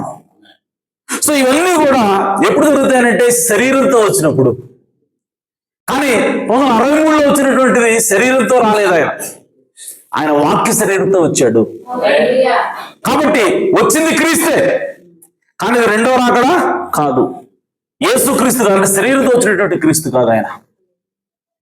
కాబట్టి ప్రియ సంఘమా, మనం ఎక్కడున్నామంటే ఇప్పుడు ప్రస్తుతం మనం ఏ కాలంలో ఉన్నామంటే మనుష్య కుమారుడు ప్రత్యక్షమయ్యే దినాల్లో మనం ఉన్నాం. హల్లెలూయా. మనుష్య కుమారుడు రాకడ దినాల్లో కాదు మనం ఉంది, మనుష్య కుమారుడు ప్రత్యక్షమయ్యే దినాల్లో మనం ఉన్నాం. సో మనుష్య కుమారుడు ప్రత్యక్షమవుతూ ఇచ్చినటువంటి వాక్యపు వర్తమానం యొక్క దినాల్లో మనం ఉన్నాము. కాబట్టి మోసపోద్దు. ఈరోజు చాలా మంది ఏమంటారంటే ఎత్తబాటు అయిపోయిందని కొంతమంది, ఎత్తబాటు సగం అయిపోయిందని కొంతమంది, ఇలా రకరకాల భాషలు చెప్తూ ఉన్నారు. కానీ సంఘమా, 1963లో రాకడా రాలేదు, అది రాబోతా ఉన్నది. మధ్యాకాశంలోకి వస్తాడు ఆయన, మనం ఎత్తబడతాం. హల్లెలూయా. కాబట్టి ఆ విషయంలో క్లారిటీ ఇవ్వాలనుకుంటున్నాను. అలాగే ఇప్పుడు దేవుడు ఎవరు అనంటే ఆయన ప్రియ సోదరి సోదరులారా, ఆయన వాక్య శరీరమై ఉన్నాడు. దేవుడు ఎలా ఉన్నాడు ఫస్ట్ అనంటే దేవుడు అదృశ్యంగా ఉన్నాడు. ఆయన జన్మించాడు. ఎలా జన్మించాడంటే వాక్య శరీరంతో జన్మించాడు. ఇప్పుడు వాక్య శరీరంతో ఉన్న ఆయన 2000 సంవత్సరాల క్రితం మళ్ళీ ఎక్కడికి వచ్చాడంటే శరీరంలోకి వచ్చాడు. హల్లెలూయా. సో యేసుక్రీస్తు వచ్చినటువంటి విధానం ఒకసారి చూడండి. ఆయన ఫస్ట్ వాక్య శరీరంలోకి వచ్చాడు. ఆమె అదృశ్యుడు అన్నటువంటి దేవుడు ఎక్కడికి వచ్చాడు? వాక్య శరీరంలోకి వచ్చాడు. అనగా థియోఫనీ, అనగా ఆ అగ్నిస్తంభంలోకి వచ్చాడు. వచ్చిన ఆయన ఇప్పుడు ఎక్కడికి వస్తానంటే మళ్ళా శరీరంలోకి వచ్చాడు. 2000 సంవత్సరాల క్రితం ఆయన శరీరంలోకి వచ్చాడు. ప్రవక్త అంటాడు, ఈరోజు మనం ఎందుకు తప్పిపోతా ఉన్నాం, మనం ఎందుకు పడిపోతా ఉన్నాం, మనం ఎందుకు పాపానికి లోనవుతా ఉన్నాం అని అంటే, యేసుక్రీస్తు వచ్చినట్టుగా రెగ్యులర్ లైన్లో మనం రాలేదు, మనము థియోఫనీని బైపాస్ చేసి వచ్చామన్నాడు ఆయన. హల్లెలూయా. అంటే యేసుక్రీస్తు ఫస్ట్ ఎక్కడికి వచ్చాడు? థియోఫనీలోకి వచ్చాడు. థియోఫనీ నుంచి శరీరంలోకి వచ్చాడు. ఆమేన్. కాబట్టి ఆయన పాపాన్ని జయించగలిగాడు. కానీ మనం ఎలా వచ్చామనంటే, మనం దేవుని యొక్క ఆలోచనలో ఉన్నాం. ఆలోచనలో ఉన్నటువంటి మనము డైరెక్ట్ గా థియోఫనీలోకి వెళ్లకుండా మనం ఎక్కడికి వచ్చామంటే శరీరంలోకి వచ్చాం. కాబట్టి ఈరోజు మనం పాపానికి లోనవుతూ ఉన్నాం. అయితే ఇప్పుడు ఈరోజు మనకి ఏం కావాలి అని అంటే, ప్రియ సోదరి సోదరులారా, ఆ థియోఫనీ మనకు కావాల్సిన అవసరం ఉంది. ఆ వాక్య శరీరం మనకు కావాలా? హల్లెలూయా. ఇప్పుడు చూడండి, ఈ దేవుడు మొట్టమొదటిగా వాక్య శరీరంలోకి జన్మించాడు. ఆమె అనగా థియోఫనీ, వెలుగు, అగ్నిస్తంభంలాగా వచ్చాడు. అది ఒక పుట్టుక. అలాగే రెండోసారి ఆయన శరీరంలో పుట్టాడు. యేసుక్రీస్తు ఇప్పుడు 2 సార్లు పుట్టినట్టు లెక్క. ఆమేన్. అలాగే ఈరోజు ప్రియ సోదరి సోదరులారా, మనం కూడా 2 సార్లు పుట్టాలి. ఆమేన్. సో ఇప్పుడు ఆల్రెడీ మనం మొదటిసారి పుట్టాం. ఎలా పుట్టాము అంటే శరీరంలో పుట్టాం. హల్లెలూయా. సో శరీరంలో పుట్టినటువంటి మనము ఇప్పుడు యేసు అంటున్నాడు, నీవు కనుక రెండోసారి పుట్టకపోతే, ఆమేన్, నువ్వు ఆల్రెడీ పుట్టావు, పుట్టిన నీవు రెండోసారి పుట్టాలి. రెండోసారి పుట్టకపోతే నువ్వు పరలోకం పోవాలి అన్నాడు. హల్లెలూయా. ఎందుకని ఆయన ఆ మాట మాట్లాడుతూ ఉన్నాడు? రెండోసారి పుట్టకపోతే పరలోకం ఎందుకు పోవాలి అని అంటే, ప్రియ సంగమా, మనకి పరలోకంలోకి వెళ్ళాలి అంటే మనము వాక్యంతో తిరిగి జన్మించాలా? వాక్య శరీరంలోకి మనం పుట్టాలా? కానీ మనకి ఏం లేదంటే వాక్య శరీరం లేదు. వాక్య శరీరంలో మనం జన్మించాలా? మనం కేవలం డైరెక్ట్ గా మా రక్త మాంసాల శరీరంలో జన్మించాం మనం.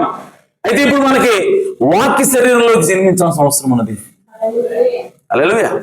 సో ఆ వాక్య శరీరంలోకి జన్మించడమే రెండవ పుట్టుక ఉన్నది. ఆ వాక్య శరీరంలోకి జన్మించడమే తిరిగి జన్మించడం అయినది. హల్లెలూయా.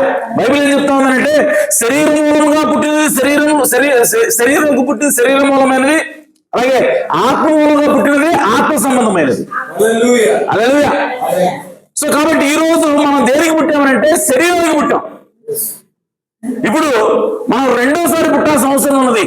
దేనికి పుట్టాలంటే వాక్యానికి పుట్టాలా, ఆత్మకి పుట్టాలా. హల్లెలూయా. సో ఎప్పుడైతే మనం ఆత్మకి పుడతామో, ఎప్పుడైతే వాక్యానికి పుడతామో, అప్పుడు మనం వాక్య శరీరాన్ని ధరించుకుంటాం. అప్పుడే మనం పరలోకాలకి వెళ్ళటానికి అవకాశం ఉంటుంది.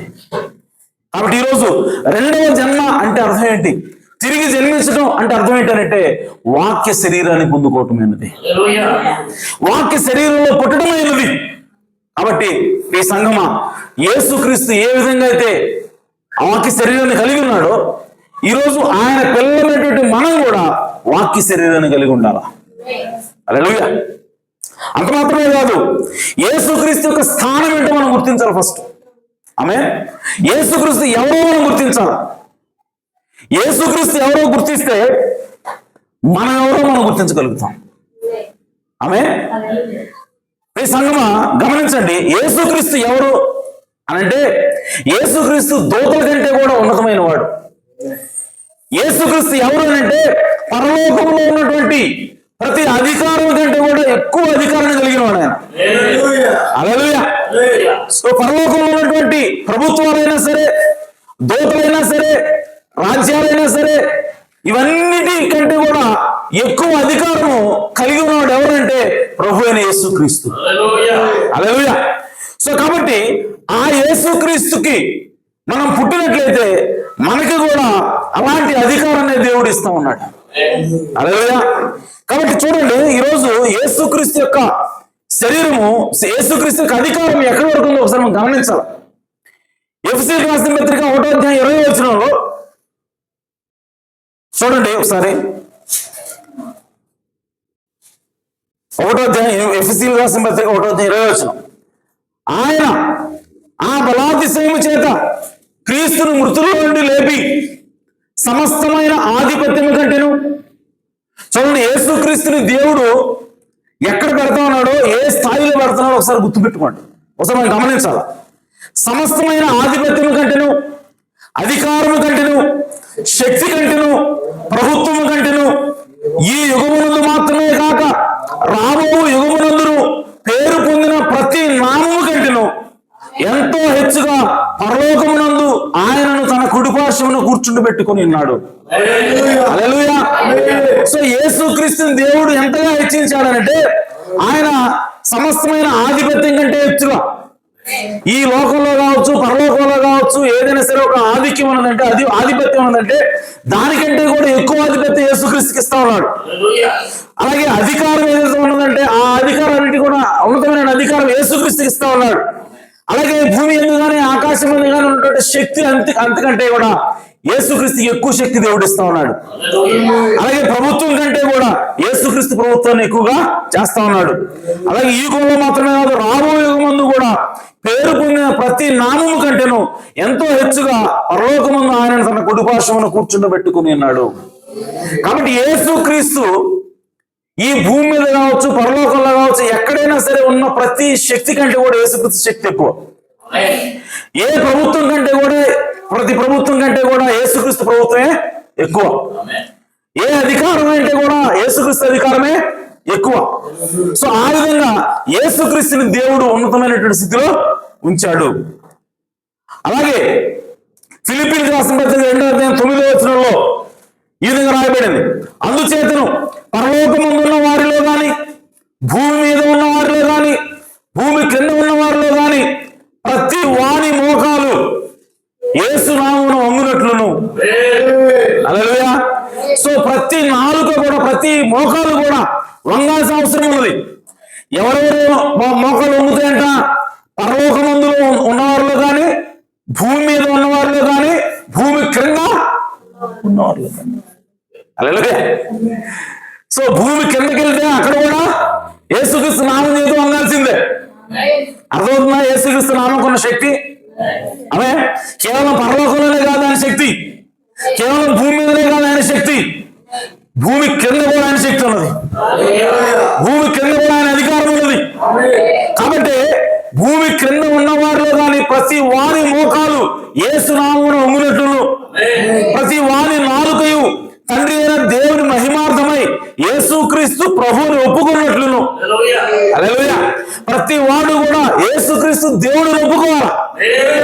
ఆమేన్. దేవుడు ఆయనను అధికముగా హెచ్చించి ప్రతి నామమునకు పైనామమును ఆయనకు అనుగ్రహించెను. హల్లెలూయా. సో యేసుక్రీస్తుని మించినటువంటి అధికారం ఏదీ లేదు. యేసుక్రీస్తుని దాటి వెళ్ళిపోయేటువంటి అధికారం ఏది కూడా లేదు. భూమి క్రింద లేదు, భూమి మీద లేదు, ఆకాశ ప్రలోకంలో కూడా లేదు. హల్లెలూయా. సో దేవుడు యేసుక్రీస్తుకి ఇచ్చినటువంటి ఆధిక్యము, అధికారము, శక్తి అంత ఉన్నతమైనవి. ఆమేన్. అలాగే ప్రకటన గ్రంథంలో మనం చూస్తాం, యోహాను ఏడుస్తూ ఉన్నాడు. ఎందుకు ఏడుస్తున్నాడంటే ముద్రలు ఇప్పడానికి యోగుడు ఎవరో కూడా లేడు. ఆయన ఎక్కడెక్కడ వెతికాడంట యోగుడి కోసము. చూడండి, ముద్రకు తీసి ఆ గ్రంథం ఇప్పుడు యోగుడైన వాడు ఎవడైనా బలిష్ఠుడైన ఒక దోత దేవదూత దగ్గరగా ప్రచురింపగా చూస్తుంది. అయితే పరలోకమందు గాని, ఎక్కడెక్కడంట పరలోకమందు గాని, భూమి మీద గాని, భూమి క్రింద గాని. అయ్యా, సో ఈ మూడు చోట్ల కూడా ఆ గ్రంథం ఇప్పుడుకైనా చూచుటకైనా ఎవరికి శక్తి లేకపోయాను. హల్లెలూయా. సో కాబట్టి ఎక్కడ వెతికినా సరే యేసుక్రీస్తు కంటే గొప్పవాడు దొరకట్లేదు. సో ఈ మూడింటిలో కూడా ఉన్నతమైన వాడు ఎవరు, యోగ్యుడు ఎవరు అని అంటే ప్రభువైన యేసుక్రీస్తు అన్నాడు. హల్లెలూయా. అలాగే ఎఫెసీయులకు రాసిన పత్రిక 3వ అధ్యాయం 8వ వచనం ఈ విధంగా రాయబడింది, దేవుడు మన ప్రభు ఏది చెప్పినట్టు యేసుక్రీస్తు యొక్క శక్తి ఏంటో మనం గుర్తించాలి. ఫస్ట్ యేసుక్రీస్తు స్థానం ఏంటో మనం గుర్తిస్తే ఆయనలో ఉన్నటువంటి మన స్థానం ఏంటో మనకు అర్థమవుతుంది. హల్లెలూయా. సో దేవుడు మన ప్రభు యేసుక్రీస్తును చేసిన నిత్య సంకల్పము చొప్పున పరలోకంలో ప్రధానులకును అధికారులకును సంఘము ద్వారా తన యొక్క నానా విధమైన జ్ఞానము ఇప్పుడు తెలియబడాలని ఉద్దేశించి ఆమేన్. సో ఇప్పుడు యేసుక్రీస్తునందు చేసిన నిత్య సంకల్పం ఏంటి అని అంటే పరలోకంలో ఉన్నటువంటి ప్రధానులకి అధికారులకి దేవుని యొక్క జ్ఞానము ఎలా ఉంటుందో, దేవుని యొక్క జ్ఞానం ఎలా ఉంటుందో వాళ్ళందరికీ కూడా తెలియజేయాలనుకుంటున్నాడు దేవుడు.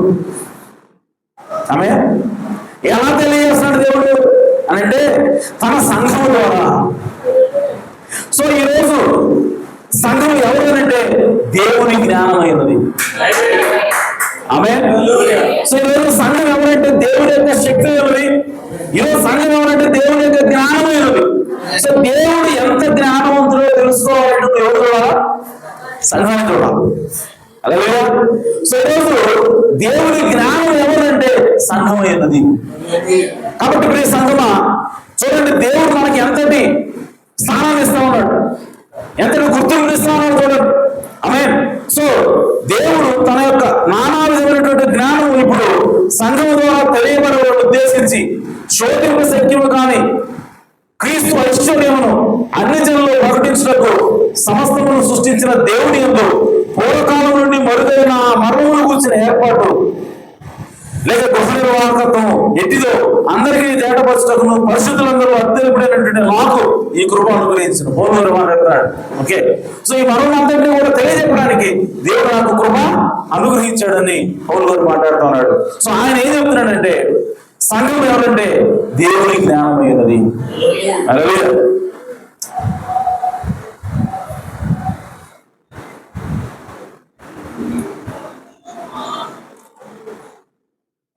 అలాగే ప్రియ సంఘమా, ఈరోజు మనము జయించాలి అంటే, మనం లోకాన్ని జయించాలన్నా పాపాన్ని జయించాలన్నా మనం ఎవరో గుర్తించాలి, మన స్థానం ఏంటో మనము గుర్తించాలి.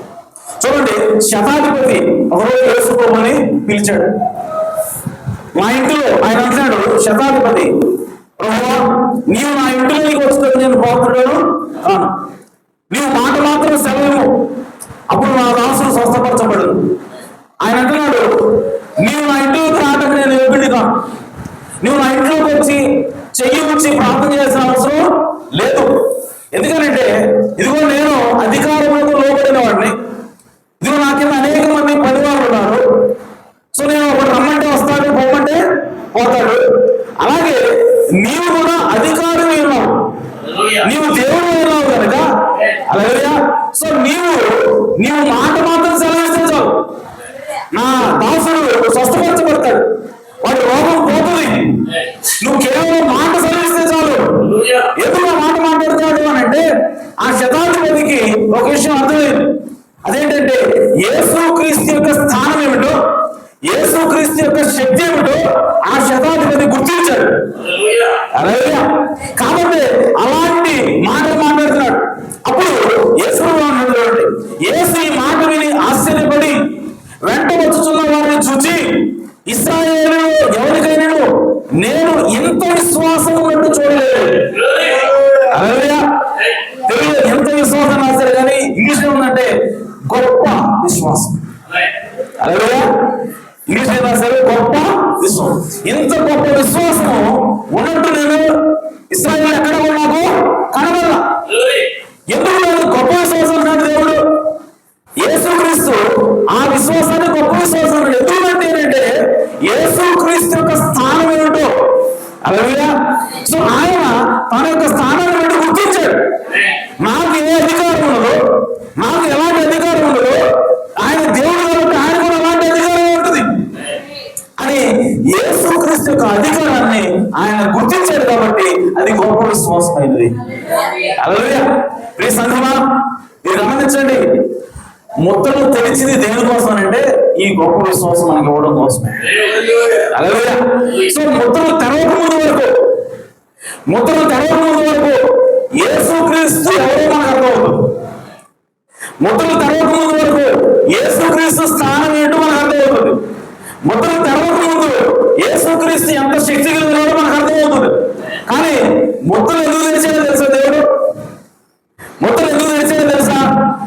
అసలు నీ ఎవరో గుర్తించడానికి, నీ స్థానం ఏంటో గుర్తించడానికి. హల్లెలూయా. సో కాబట్టి ప్రియ సంఘమా యేసుక్రీస్తు స్థానం ఏమిటో గుర్తించినటువంటి ఆ శతాధిపతి యొక్క విశ్వాసం గొప్పదైనప్పుడు ఆమేన్. సో నీ స్థానం ఏమిటో గుర్తిస్తే, నీ యొక్క శక్తి ఏమిటో, నీ యొక్క అధికారం ఏమిటో నువ్వు నిజంగా గుర్తిస్తే అది గొప్ప విశ్వాసమే. హల్లెలూయా. ఈ రోజు మనకి కావాల్సింది ఏంటంటే ఆ గొప్ప విశ్వాసం కావాలా. ఈ రోజు మన యొక్క స్థానం ఏంటో మనం గుర్తించడానికి ఈ వర్తమానం వచ్చింది. హల్లెలూయా. సో కేవలం యేసు ప్రభువు మాత్రమే అధికారం కలిగిన వాడా? కేవలం యేసు ప్రభువు మాత్రమే పరలోకంలో అధికారం కలిగి ఉన్నాడా? కేవలం యేసు ప్రభువు మాత్రమే ప్రభుత్వం అయినాడా? కేవలం యేసు ప్రభువు మాత్రమే అధికారి అయినాడా? ఆమేన్. ఈరోజు నీవు హల్లెలూయా. ఈరోజు నువ్వు ఎవరు అంటే ఆ యేసుక్రీస్తులో సహవారసుడు ఉన్నావు. ఈరోజు యేసుక్రీస్తులో నువ్వు కూడా భాగం ఉన్నావు. ఈరోజు యేసుక్రీస్తుకి ఎలాంటి అధికారం ఉన్నదో నీకు కూడా అదే అధికారం ఉన్నది. హల్లెలూయా. దేవునికి వాక్యం చెప్తా ఉంది. ఆమేన్.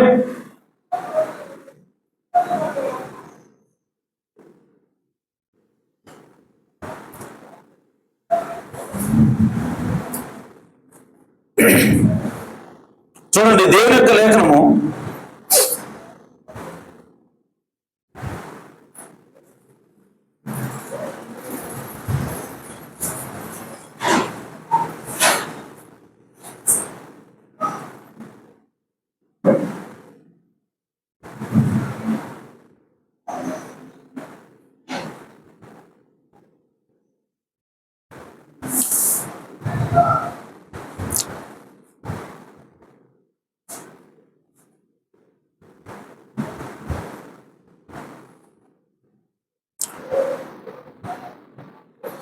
హెబ్రీయులకు రాసిన పత్రిక 1వ అధ్యాయం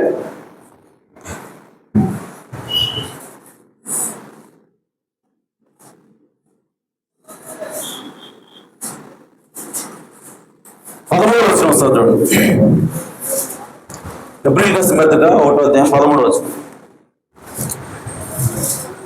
అయితే నేను నీ శత్రువులను నీ పాదములకు పాదపీఠముగా చేయు వరకు నా కుడి పార్శ్వమున కూర్చుండమని దూతల్లో ఎవరి గురించి నేను ఎప్పుడైనా నువ్వు చెప్పినా? ఆమె చూడండి, ఇక్కడ దేవుడు యేసుక్రీస్తు చెప్తున్నాడట, నీ శత్రువులను నీ పాదములకు పాదపీఠముగా చేయ వరకు నా కుడిపార్శ్వమున కూర్చుండము అని యేసుక్రీస్తు దేవుడు చెప్తున్నాడు. ఇప్పుడు యేసుక్రీస్తు యొక్క పాదాల కింద ప్రతి శత్రువుని కూడా దేవుడు ఏం చేస్తున్నాడంటే బంధించి కాళ్ళ కింద పెడుతున్నాడు. దేవుడు ప్రతి దెయ్యాన్ని కూడా బంధించి కాళ్ళ కింద పెడతా ఉన్నాడు. ఎవరి కాళ్ళ కింద? యేసుక్రీస్తు కాళ్ళ కింద. అదే చూడండి, యేసుక్రీస్తు యొక్క శత్రువు ఏదైతే ఉన్నారో వాళ్ళందరినీ కూడా దేవుడు బంధిస్తూ ఉన్నాడు. దేవుడు ఏం చేస్తున్నాడు? వాళ్ళని అడిచి యేసుక్రీస్తు కింద అధికారం కింద తీసుకొస్తా ఉన్నాడు. ఆమె యేసుక్రీస్తు కాళ్ళ కింద కంటే యేసుక్రీస్తు యొక్క అధికారం కిందకి తీసుకొస్తా ఉన్నాడు. అప్పుడు నువ్వు కూర్చో నా దగ్గర, నా కుడి భాష నువ్వు కూర్చో అని చెప్పి దేవుడు ఏం చేస్తా ఉన్నాడంటే ఈ భూమి మీద కావచ్చు, భూమి కింద కావచ్చు, పరలోకంలో కావచ్చు, ఎవరైనా సరే దేవుడికి శత్రువులు ఉన్నారా, యేసుక్రీస్తుకి శత్రువులు ఉన్నారా, వాళ్ళందరినీ కూడా ఆయన అడుస్తూ ఉన్నాడు. ఆయన అందరూ కూడా వాళ్ళు బంధిస్తా ఉన్నాడు. వాళ్ళు తీసుకొచ్చి ఎవరి కింద పెడతానంటే యేసుక్రీస్తు యొక్క పాదాల కింద పెడతా ఉన్నాడు. హల్లెలూయా. సో ప్రియ సంగమా, ఇప్పుడు దేవుడు భూమి క్రింద కావచ్చు, భూమి మీద కావచ్చు, పరలోకంలో కావచ్చు, యేసుక్రీస్తుకి ఎవరైతే శత్రువులు ఉన్నారో వాళ్ళందరినీ కూడా కేవలం యేసుక్రీస్తు పాదాల కిందే పెడుతున్నాడా, కేవలం యేసుక్రీస్తు కిందే పెడుతున్నాడా? ఆమె నీ కింద కూడా పెడుతున్నాడు. హల్లెలూయా. ఎందుకంటే యేసుక్రీస్తుకి పాదాలు ఎవరైతే నువ్వు, యేసుక్రీస్తు శరీరం ఎవరంటే ఆయన సంఘమే. హల్లెలూయా. సో యేసుక్రీస్తు శరీరం కింద తన శత్రువులు దేవుడు పెడతాడంటే ఈ రోజు యేసుక్రీస్తు కింద మాత్రమే కాదు, నీ కింద కూడా వాళ్ళు పెడతాడు. హల్లెలూయా. పాతాళంలో ఉన్నటువంటి ప్రతి దెయ్యాన్ని కూడా ఈ రోజు యేసుక్రీస్తు అధికారం దేవుడు ఇచ్చాడంటే నీ కూడా ఇచ్చాడు అర్థం. హల్లెలూయా. సో ఈ రోజు భూమి మీద ఎవరైనా సరే శత్రువు ఉన్నాడా, భూమి మీద ఏదైనా సరే అధికారం ఉందా, వాటన్నిటి మీద కూడా యేసుక్రీస్తుకి దేవుడు అధికారం ఇచ్చాడు అంటే ఆయన నీ కూడా ఇచ్చాడు అన్నట్టు. ఎందుకంటే నీవు ఆయన శరీరం అయినావు, నీవు నేను యేసుక్రీస్తు యొక్క శరీరం అయినావు కాబట్టి. హల్లెలూయా. ఈ రోజు యేసుక్రీస్తుకి ఏ శక్తి వస్తా ఉందో, యేసుక్రీస్తుకి ఏ అధికారం వస్తా ఉందో అదంతా కూడా నీ కూడా వస్తా ఉంది. ఆమేన్. సో కాబట్టి ఈ రోజు ప్రాముఖ్యమైనటువంటి విషయం ఏమిటంటే నీవు యేసుక్రీస్తు సంఘంలో ఉన్నావా లేదా, యేసుక్రీస్తు శరీరంలో ఉన్నావా లేదా? యేసుక్రీస్తు శరీరంలో ఉంటే నీ కాళ్ళ కింద ఎవరంటే సాతాను నీ కాళ్ళ కింద ఉన్నది. హల్లెలూయా. నువ్వు యేసుక్రీస్తు శరీరంలో భాగమైతే ఈరోజు నీ యొక్క అధికారం కిందే సమస్త భూలోకాన్ని కూడా దేవుడు పెడతా ఉన్నాడు. ఆమె పరలోకంలో ఉన్నటువంటి దేవదూతలు సైతం, ఆమె పరలోకంలో ఉన్నటువంటి దేవదూతలు సైతం ఎవరి కింద ఉంటున్నారు? నీ కింద ఉంటున్నారు. ఇదేంటి దేవుడి కింద కదా, నా కింద ఎందుకు ఉంటారు? హల్లెలూయా. పరలోకంలో దేవదూతలు కూడా నా కింద ఉంటారా? పరలోకంలో దేవదూతలకు నేనేం చెప్తే వింటారా? ఎస్, వింటారు. ఎందుకంటే ప్రవక్త చెప్తున్నాడు, చూడండి, ప్రవక్త అన్నాడు,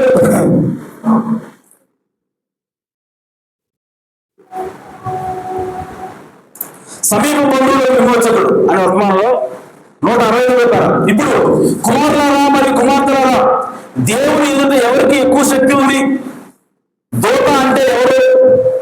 దూత ఒక సేవకుడు, అది నిజమేనా? వారు ఆయన సేవకులు, మరి మీరెవరు? మీరు ఆయన కుమారులు మరియు కుమార్తెలు. హల్లెలూయా. దూతలు ఎవరంటే సేవకులు, మరి మనం ఎవరు? ఆయన కుమారులే, కుమార్తెలమే. సో వీళ్ళిద్దరిలో ఎవరికి శక్తి ఎక్కువ ఉంటుంది అన్నాడు ప్రవక్త. హల్లెలూయా. అటువంటిప్పుడు పరలోకంలో, ఎక్కడ?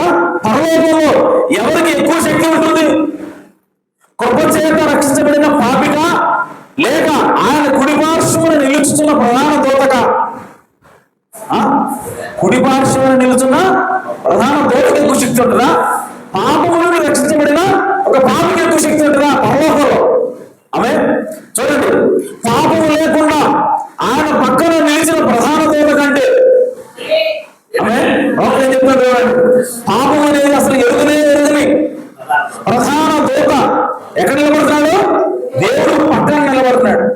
ఆమె ఆయన పక్కన నిలిచిన ప్రధాన దూత కంటే కృపచేత రక్షించబడిన పాపికి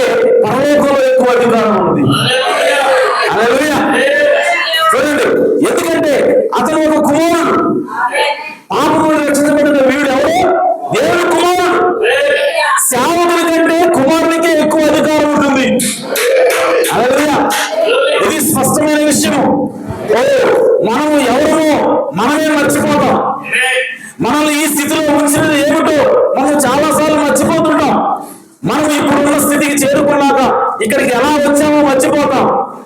హల్లెలూయా. కాబట్టి ఎవరికి ఎక్కువ శక్తి ఉంటుంది? దేవదూతల కంటే కూడా మనకే ఎక్కువ శక్తి. దేవదూతలు సైతం మనకి లోపడాల్సిందే. దేవదూతలు మనకి ఎవరు? పనివాడు. మనం చేస్తే మన మాట నెరవేర్చిన వాళ్ళు ఉన్నారు, అంతేగాని వాళ్ళకి మనం భయపడడానికి కాదు. ఈరోజు ఎందుకు దేవదూత రాగానే భయపడుతున్నాం మనం అని అంటే మన స్థానం ఏంటో మనకు తెలియదు. హల్లెలూయా. దేవదూత చేయాలి, మా యజమాని కుమారుడు నేనేదో నీకు మాట చెప్పడానికి వస్తే నువ్వే నాకు భయపడుతున్నావు. ఆమె మీ తండ్రి, నా యజమానుడు, నీ తండ్రి దేవుడు, అలాగే ఆయన నీ దగ్గర పంపించాడు, నీకు మాట చెప్పి పంపించాడు, లేదంటే నీకు సేవకులను పంపించాడు, నువ్వే నాకు భయపడుతున్నావు అని దేవదూతలు అంటారు. ఎందుకంటే మనము దేవదూతల కంటే ఎక్కువ అధికారం కలిగిన వాడు. హల్లెలూయా. అందుకోసం పౌలు గారు అంటాడు, మనము దేవదూతలకు సైతము తీర్పు తీర్చేవాళ్ళమైనా. హల్లెలూయా. సో కాబట్టి మనం ఎవరు అంటే దేవదూతల వరకు తీర్పు తెలుస్తాం. ఆ సంగతి మర్చిపోయి ఈరోజు మనలో మనకి ఏదో తగ్గుతుంది, మనం ఎక్కడ పోతున్నాం? బయటకు పోతున్నాం. ఆమె పెద్ద దగ్గర పోతాం, వాళ్ళ దగ్గర పోతాం, ఎవరి దగ్గర పోతాం, అయ్యా మా సంగతి చూడండి అంటున్నాం. ఆమె సో మనము దేవదూతలకు సైతం తీర్పు తీర్చేవాడు. మన యొక్క అధికారం ఎక్కడుందంటే దేవదూతల కంటే ఎక్కువైనది. కాబట్టి ఈ సంగమా, యేసుక్రీస్తుకు మాత్రమే కాదు పరలోకంలో ఉన్నది అధికారం. యేసుక్రీస్తుకు మాత్రమే కాదు ఈ భూమి మీద అధికారం. యేసుక్రీస్తుకి ఎలాంటి అధికారం ఎక్కడ ఉన్నదో అక్కడ అలాంటి అధికారం మీకు నాకు కూడా ఉన్నది. హల్లెలూయా. సో ఇప్పుడు మనం చేయవలసింది ఏంటంటే మన స్థానం ఏంటో మనం గుర్తించాలా, మనం ఎవరో మనం గుర్తించాలా. దాన్ని నమ్మినప్పుడు మన స్థానంలో మనం నిలబడతాం. ఇప్పుడు సాతాను వచ్చి పాతాళంలో ఉన్నటువంటి దయ్యాలను చూసి నువ్వు నిలబడ్డా సరే నువ్వు తొడకు, భయపడవు. ఎందుకంటే అధికారం యేసుక్రీస్తుకి అధికారం ఎక్కడుంది? భూమి క్రింద కూడా ఉన్నది. ఆమేన్. ఆయన ఇంకా అంటున్నాడు, చూడండి, దేవుడి యొక్క పేరు ఎవరికి పెట్టబడింది అంటే, చివరిగా చెప్పి ముగిస్తాను.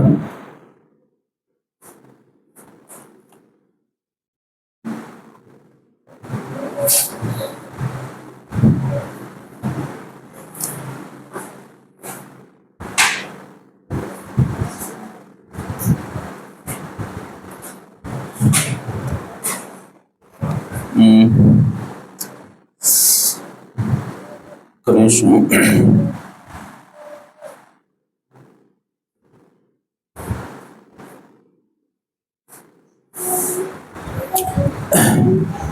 మనము దేవుని కుటుంబం ఉన్నాము, అలాగే ఆయన నామం మనకు పెట్టబడి ఉన్నదట. హల్లెలూయా. మన ఎవరమే దేవుని పేరు పెట్టబడిన కుటుంబం అయి ఉన్నాము. హల్లెలూయా. ఆ మాట కోసం ఎదుగుతున్నాను నేను. అది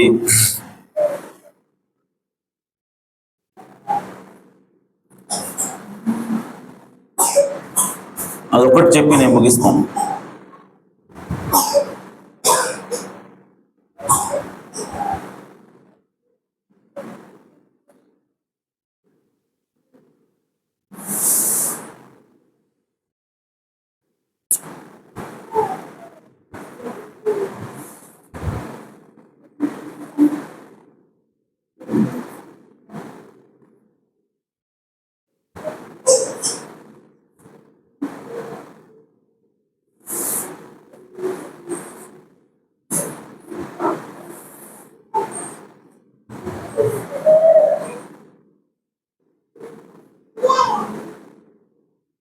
ఎఫెసీయులకు రాసిన పత్రిక 3:14. ఈ హేతువు చేత పరలోకమందును భూమి మీదను ఉన్న ప్రతి కుటుంబము ఏ తండ్రిని బట్టి కుటుంబం అని పిలువవచ్చున్నదో ఆ తండ్రి ఎదుట నేను మోకాళ్ళుని అని రాయబడింది. యాక్చువల్గా ఇక్కడ ఇంగ్లీష్ ఏముందనంటే, ఈ హేతువు చేత పరలోకమందును భూమి మీదను ఉన్న దేవుని ఏ తండ్రిని బట్టి ఏ తండ్రి పేరు పెట్టబడి ఉన్న కుటుంబం అని రాయబడింది. ఓకే. సో ఇంగ్లీష్ లో ఎలా ఉందంటే, దేవుని పేరు పెట్టబడినటువంటి కుటుంబం. హల్లెలూయా. ఎలా ఉందంటే, దేవుని పేరు పెట్టబడిన కుటుంబం. ఎక్కడుందంట ఈ కుటుంబం? పరలోకంలో ఉందంట, భూమి మీద ఉందంట. ఏమన్నా ఈ చేత పరలోకమందులో భూమి మీద ఉన్న దేవుడి పేరు పెట్టబడిన కుటుంబము అన్నాడు. దేవుడి పేరు పెట్టబడిన కుటుంబము. సో దేవుడి పేరు పెట్టబడిన కుటుంబము ఎక్కడుందంట? పరలోకంలో ఉందంట, భూమి మీద ఉందంట. భూమి కింద రాయబడింది అక్కడ. అంటే దేవుడి పేరు పెట్టబడినటువంటి ప్రజలు భూమి మీద ఉన్నారు, పర్వతంలో ఉన్నారు, కానీ పాతాళంలో ఉండలేరు. అదే. సో పాతాళంలో దేవుని కుమారులు ఉండరు, పాతాళంలో దేవుని కుటుంబీకులు ఉండరు. కేవలం భూమి మీద పర్వతంలో మాత్రమే దేవుని కుటుంబం ఉన్నది.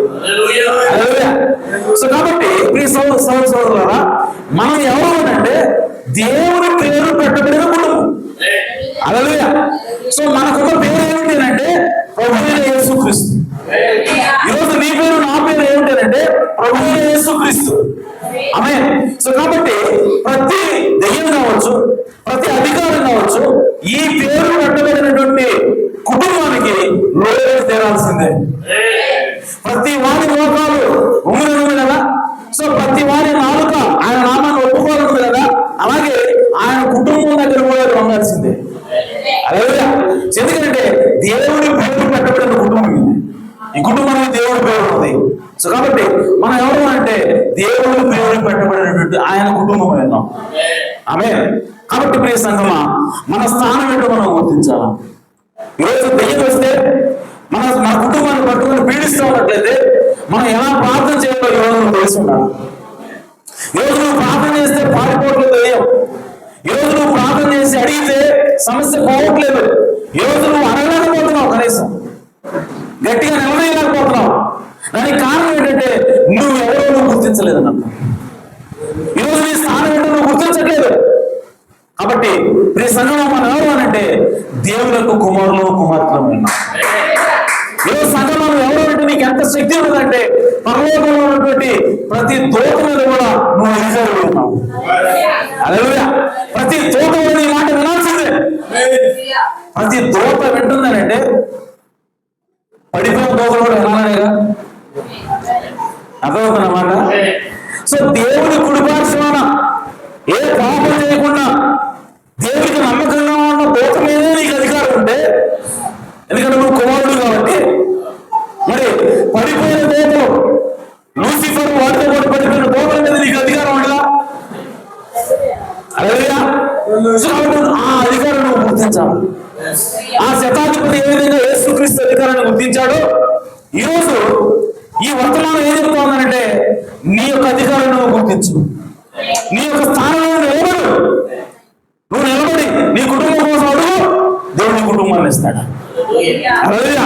నీ యొక్క పాపం కోసం నువ్వు ఈ రోజు నిలబడి నువ్వు అడుగు, నీ యొక్క బలహీనత దేవుడు తీసేస్తాడు.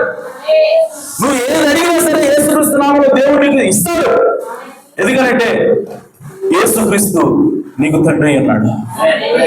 యేసుక్రీస్తు యొక్క కుటుంబంలో యేసుక్రీస్తు పేరు పెట్టబడినటువంటి కుటుంబము. కాబట్టి నువ్వు అడిగితే ఖచ్చితంగా దేవుడు ఇచ్చి తెరాల్సిందే. హల్లెలూయా. ఎస్తేరు దగ్గరికి ఆయన వచ్చాడు, వాళ్ళ బాబాయ్, ఏం పేరు ఆయన పేరు?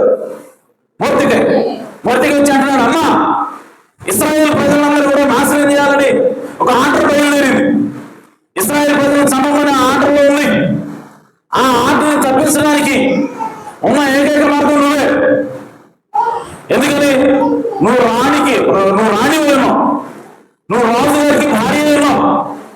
కాబట్టి నువ్వు వెళ్ళి రాజును వేడుకో, ఆర్డర్ తీసేమని చెప్పి వేడుకో, తద్వారా నీ ప్రజలను రక్షించు అని అంటా ఉంటే ఆమె, మరి నేను వెళితే నేను చనిపోతానేమో అంటుంది. నేను రాజుగారి ముందుకు వెళితే, రాజుగారు రమ్మనకుండా నేను వెళితే, రాజుగారి సన్నిధిలోకి నేను అనుమతి లేకుండా పోయినట్లయితే నేను చంపబడతాను. కాబట్టి అది నా వల్ల కాదు అని చెప్పంటే ఇప్పుడు పూర్తిగా అంటున్నాడు, ఇదిగో నీ స్థానం ఏంటో నువ్వు గుర్తించు. ఆమె ఇందుకొరకే నువ్వు పంపబడ్డావేమో, ఈ పరిస్థితి వస్తుందని, నీ ప్రజలందరూ కూడా ప్రాణాపాయంలోకి వెళ్తారని, నీ ప్రజలందరూ కూడా చంపేటువంటి పరిస్థితి రాబోతా ఉందని దేవుడు ముందుగానే గుర్తించి నా నుంచి తప్పించడానికి నేను పంపించాడేమో. కాబట్టి ఇదే సమయంలో నువ్వు వెళ్ళు అని చెప్పినప్పుడు ఆమె ముందుగా తన స్థానాన్ని గుర్తించలేదు. హల్లెలూయా. చూడండి, నేను రాణిని, నేను రాజుకి భార్యని అన్న విషయం ఆమె గుర్తిస్తే ధైర్యంగా వెళ్ళేది. ఆమె రాజు భార్యని కూడా గుర్తించలేదు కాబట్టి ఆమె భయంతో ఉన్నాడు. హల్లెలూయా. సో వెళ్ళినప్పుడు ఇప్పుడు ఎప్పుడైతే ఆమె భయంతో వెళ్ళిందో, త్యాగం చేసి లేదంటే తెగించి ముందుకు వెళ్ళిందో, ఇప్పుడు రాజు గారు ఎప్పుడైతే ఆమె చూశాడో వెంటనే ఇప్పుడు రాజు గారు ఆమె గుర్తించాడు. రాజు గారు ఆమె రాణిని గుర్తించాడు. హల్లెలూయా. గుర్తించి వెంటనే ఆయన దండాన్ని చాపాడు. చాపి ఇప్పుడు ఆయన అంటున్నాడు, ఏమనుకుంటుంది, రాజు దగ్గరికి పోతే నువ్వు చంపుతాడేమో, బుద్ధి లేదా, ఎందుకు వచ్చావు నువ్వు, నేను పిలిస్తే రావాలి, ఎట్టా ఉంది నీకు అని చెప్పి అంటాడేమో అని చెప్పి ఏమో భయపడతా ఉంటే, ఇప్పుడు ఆయన అంటున్నాడు, రాణి ఏంటి ఎలా వచ్చా, ఏం కావాలి నీకు, రాజ్యంలో సగం వస్తేనే రాసిద్దాను ఆయన అంటున్నాడు. ప్రాణం తీసేద్దామని చెప్పి ఏమైనా పోతే ఆయన ఏమంటాడు, రాజ్యంలో సగం కావాలి నీకు, రాసిస్తాను, నీ కోరిక అడుగు అంటున్నాడు ఆయన. హల్లెలూయా. అది మన యొక్క స్థానమైనది.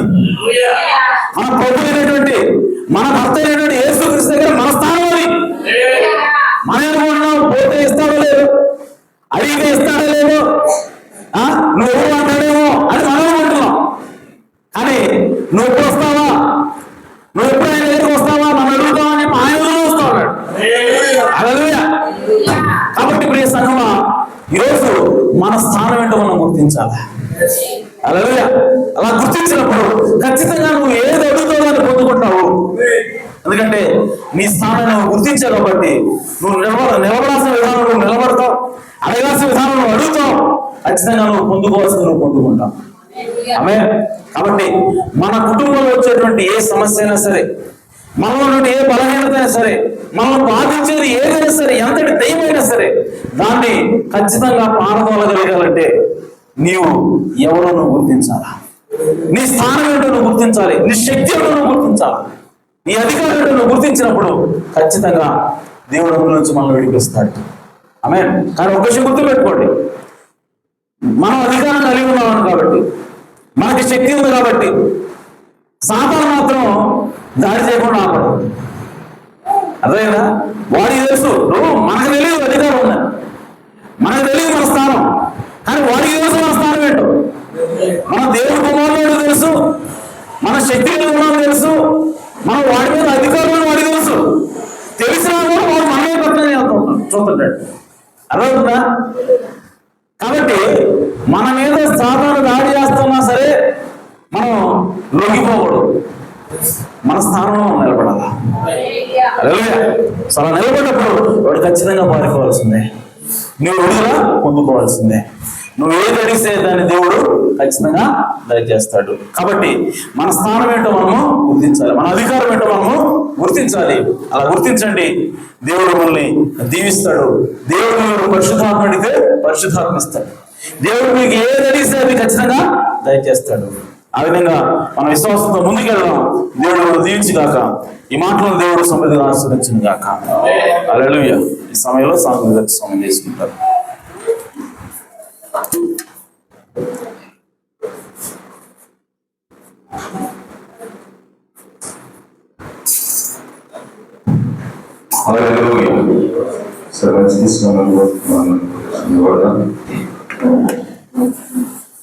స్తోత్రములు స్తోత్రములు స్తోత్రములు స్తోత్రములు స్తోత్రములు ప్రభువా.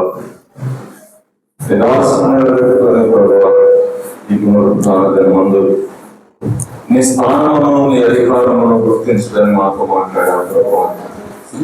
ఇదిగో మా స్థానం ఏమైనదో మేము ఎప్పుడైతే కృషిస్తామో ప్రభువా, నిజముగా ఆ స్థానానికి తగినటువంటి జీవితాన్ని మేము కలిగి ఉంటామని మాతో మాట్లాడిన దేవానికి అయ్యా. నా తండ్రి ఆ యొక్క అధికారి గుర్తించాడు యేసు ప్రభు ఎవరో, ఆయన స్థానం ఏమిటో గుర్తించి వచ్చినప్పుడు నేను ఎవరికంటే పాలన చేసుకున్నాడు ప్రభు. మేము నా తండ్రి నీలో భాగమైన ప్రభు, నీవు మా తండ్రి. అవును నాయన. అయ్యా నీ స్థానంలో మేము ఎవరు మాట్లాడావు ప్రభా. ఇదిగో కుమారుడు స్థానం వేరు, దేవదూత స్థానం వేరే మాకు తెలియపరిచావు. దేవదూతలు పరిచారకులని మాకు తెలియపరిచావు. అవును తండ్రి. ఓ నిత్యముగా నా తండ్రి, దేవదూతలు అయినప్పటికీ ప్రభా, ఇదిగో పాపములతో పట్టబడి ఓ ప్రభా ఆ పాపాన్ని విడిచిపెట్టి దేవాన్ని సన్నిధికి వచ్చి నీ సన్నిధిలో ఓ ప్రభు మేము పోసాడి ప్రభా, నీ వాక్యానుసారంగా మేము మారవలసిపోయి నీ వాక్యాన్ని ధరించుకున్నప్పుడు ప్రభా, కుమారుని స్థానాన్ని కలిగినప్పుడు ప్రభా, వాటి కంటే ఆ దేవదూతల కంటే మీరు ఎక్కువ మాకు తెలియపరచారు. స్తోత్రం. ఓ గురుగారు మాట్లాడాడు, ఇదిగో దేవదూతలకు తీర్పు తీర్చేది మీరే తెలియపరచారు. ఇదిగో నా తండ్రి, సంఘంలో ఉన్నటువంటి శక్తి, సంఘంలో ఉన్నటువంటి అధికారం ఏంటో నా తండ్రి ఈ రోజు మాకు తెలియపరచావు ప్రభా.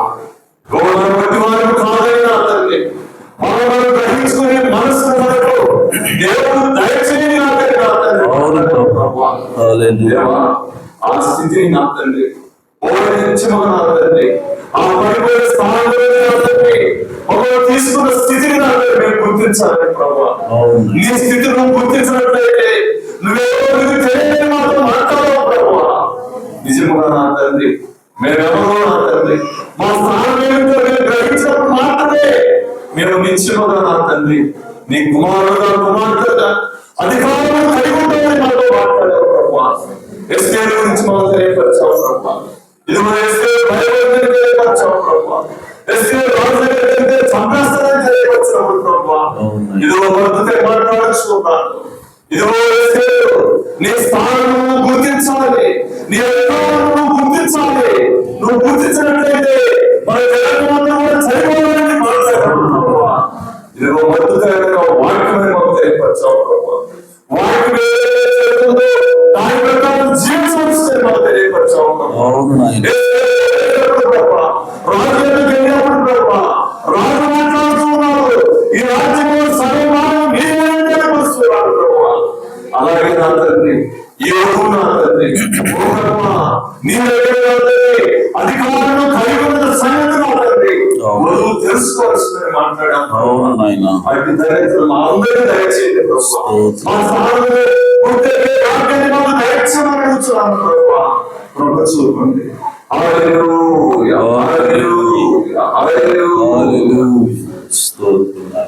ఈ స్థితిలో ఉన్నానంటే ఇంకా బ్రతికున్నానంటే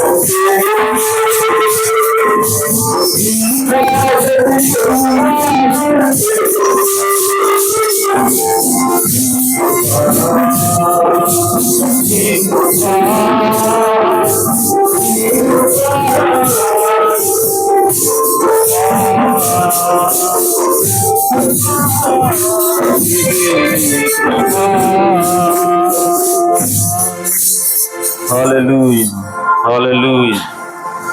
జీవము కలిగిన తండ్రి, మహాఘనుడా, మీ ఘననామమునకు స్తోత్రం తండ్రి. ఇదిగో నాయన, మా స్థానం ఏమిటో, అయా మా యొక్క అధికారం ఏమిటో గుర్తించమని మాతో మాట్లాడారు. అయా జగత్తు పునాది వేయబడక మునిపే అయా గొర్రెపిల్ల జీవ గ్రంథంలో మా పేర్లు లిఖించావు నాయన.